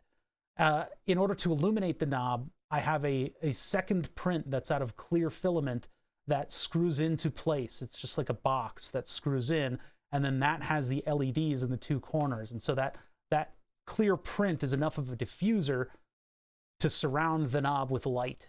Pretty cool. On the actual knob itself, like the one that we bought, it's supposed to illuminate a ring on the knob itself, but that knob is a big piece of aluminum now. So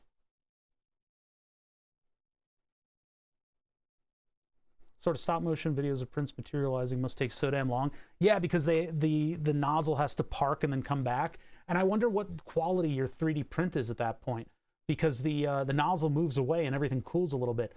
Is Clipper good? Yeah, I like Clipper a lot. I think the best part about Clipper, well, actually, there's a couple things about Clipper.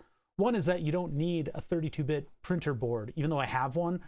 I don't need that. I could have had an 8-bit printer board as long as it had all the I/O that I wanted, because all that calculating, all that difficult stuff is happening in the Raspberry Pi, not in your 8-bit microcontroller. In addition, Clipper puts all the settings on one page, which is much easier to deal with. And then you can do all the macros and stuff that you want in that one page. So I much prefer Clipper now. And we're actually going to make Burn the Subs, the laser powered automated subscriber burning table. We're going to make that run off of Clipper. And so we'll use like an API to send the instructions to Clipper. You know, I don't know exactly how that's going to work. What we can get away with sending Clipper, if we're going to send it machine instructions like G code, or if we can give it something a little bit more complicated, like maybe we can just give it the vectors and it'll do that. I don't know. What's going on there? That would be nice if we could do that.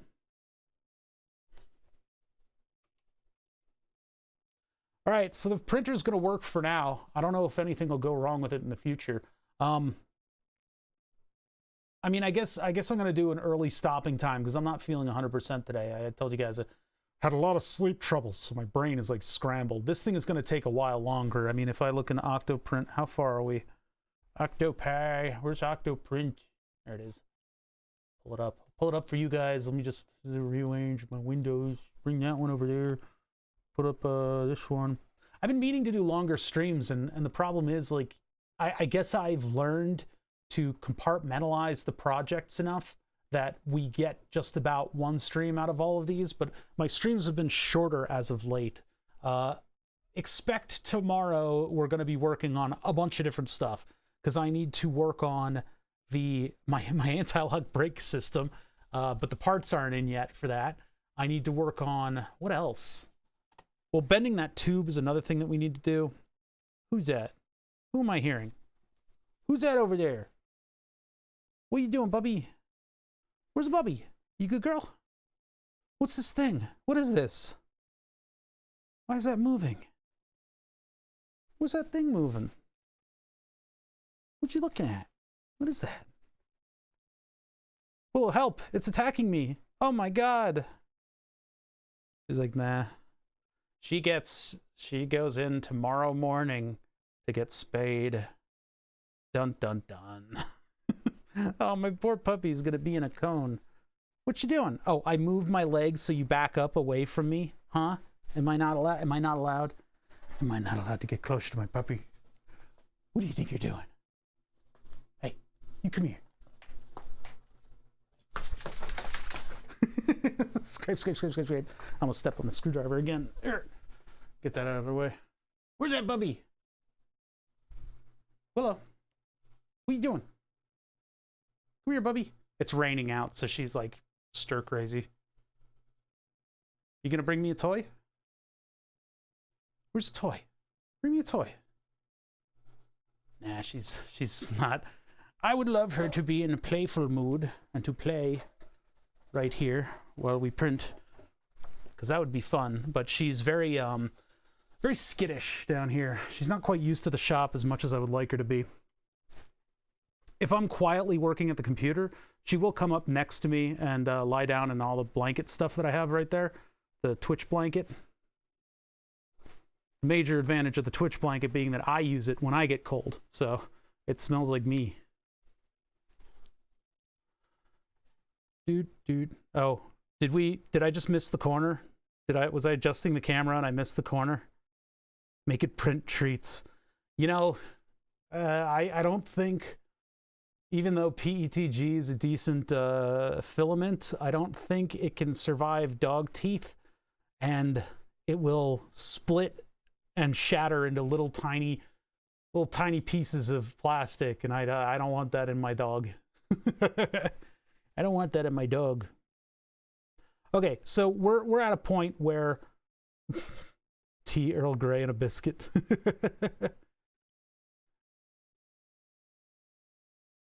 How does it know what's hot? Hot is pretty subjective. Anyway, where's my video window? I know I could use Earl Grey right about now. What is that noise? Bubby, where's Willow? Puppy, puppy.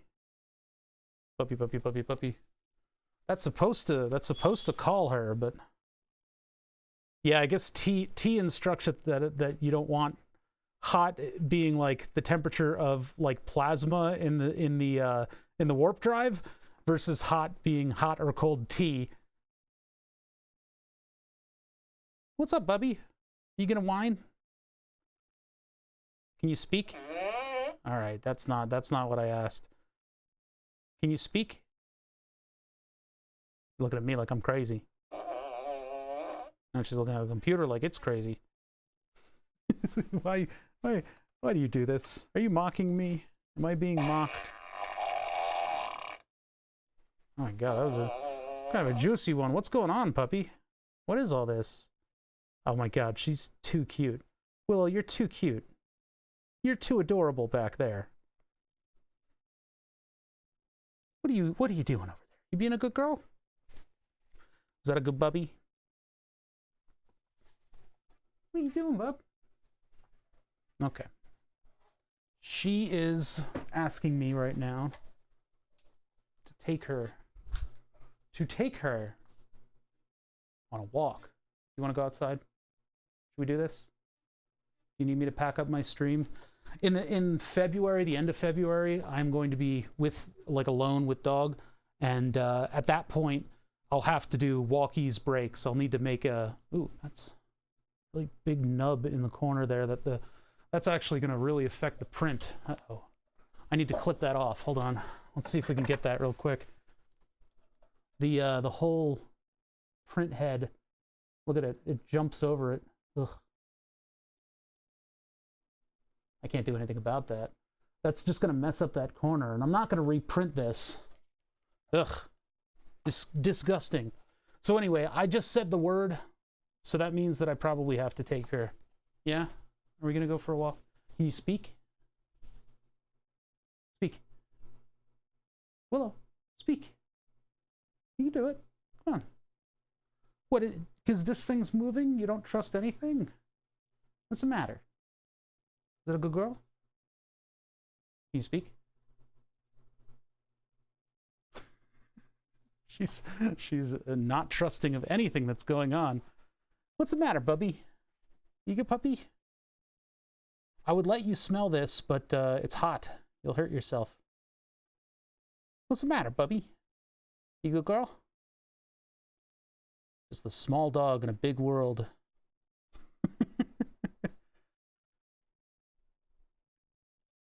Willow, I need you to be more on camera because that'll get me more viewers. You're very pretty doggy. Why the printer's making squeaky noises? It's barely making any noise at all. Okay. That is much more noise. Yeah, these ears I think can hear people in their houses, and so she will stare at a house and before the people come out of the house.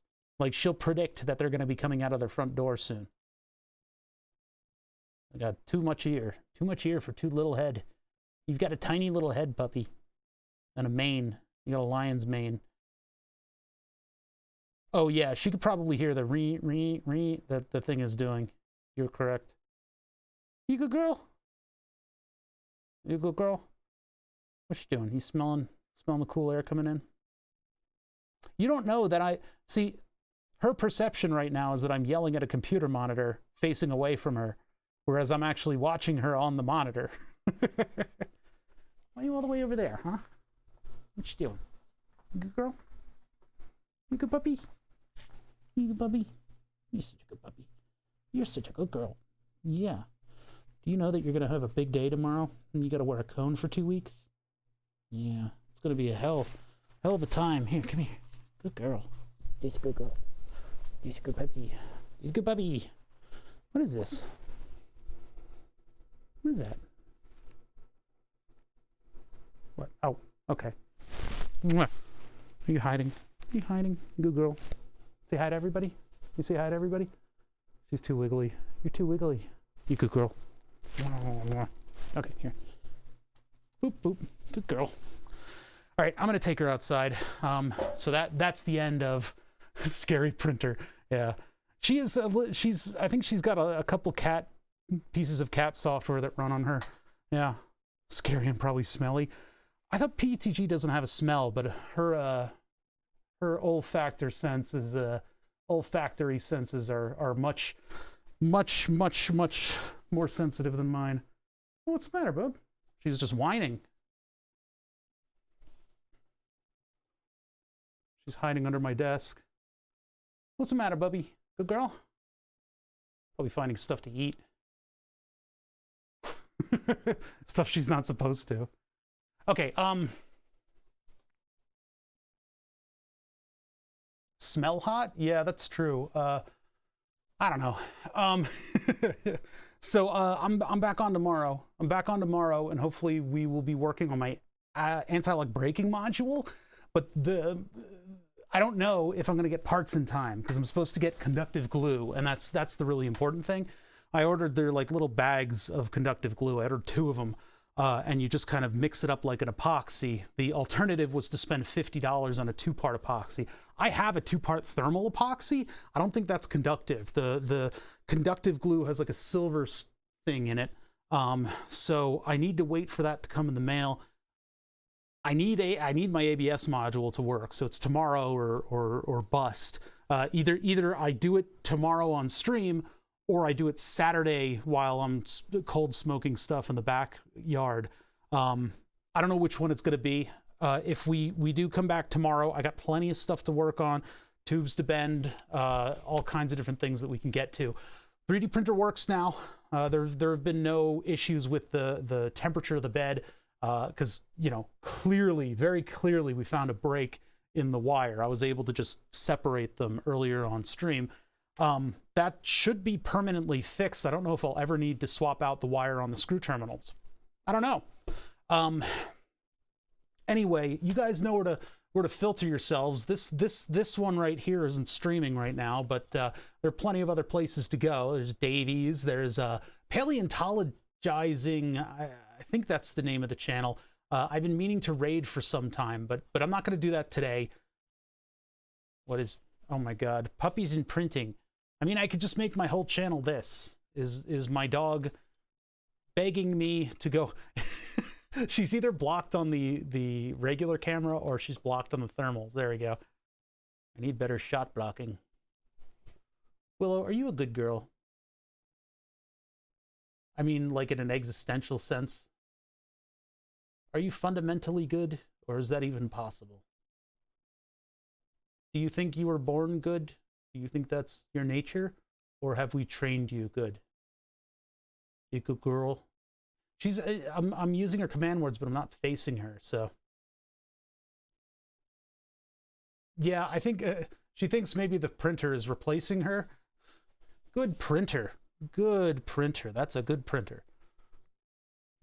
She's like, hey, new channel, puppies and printing.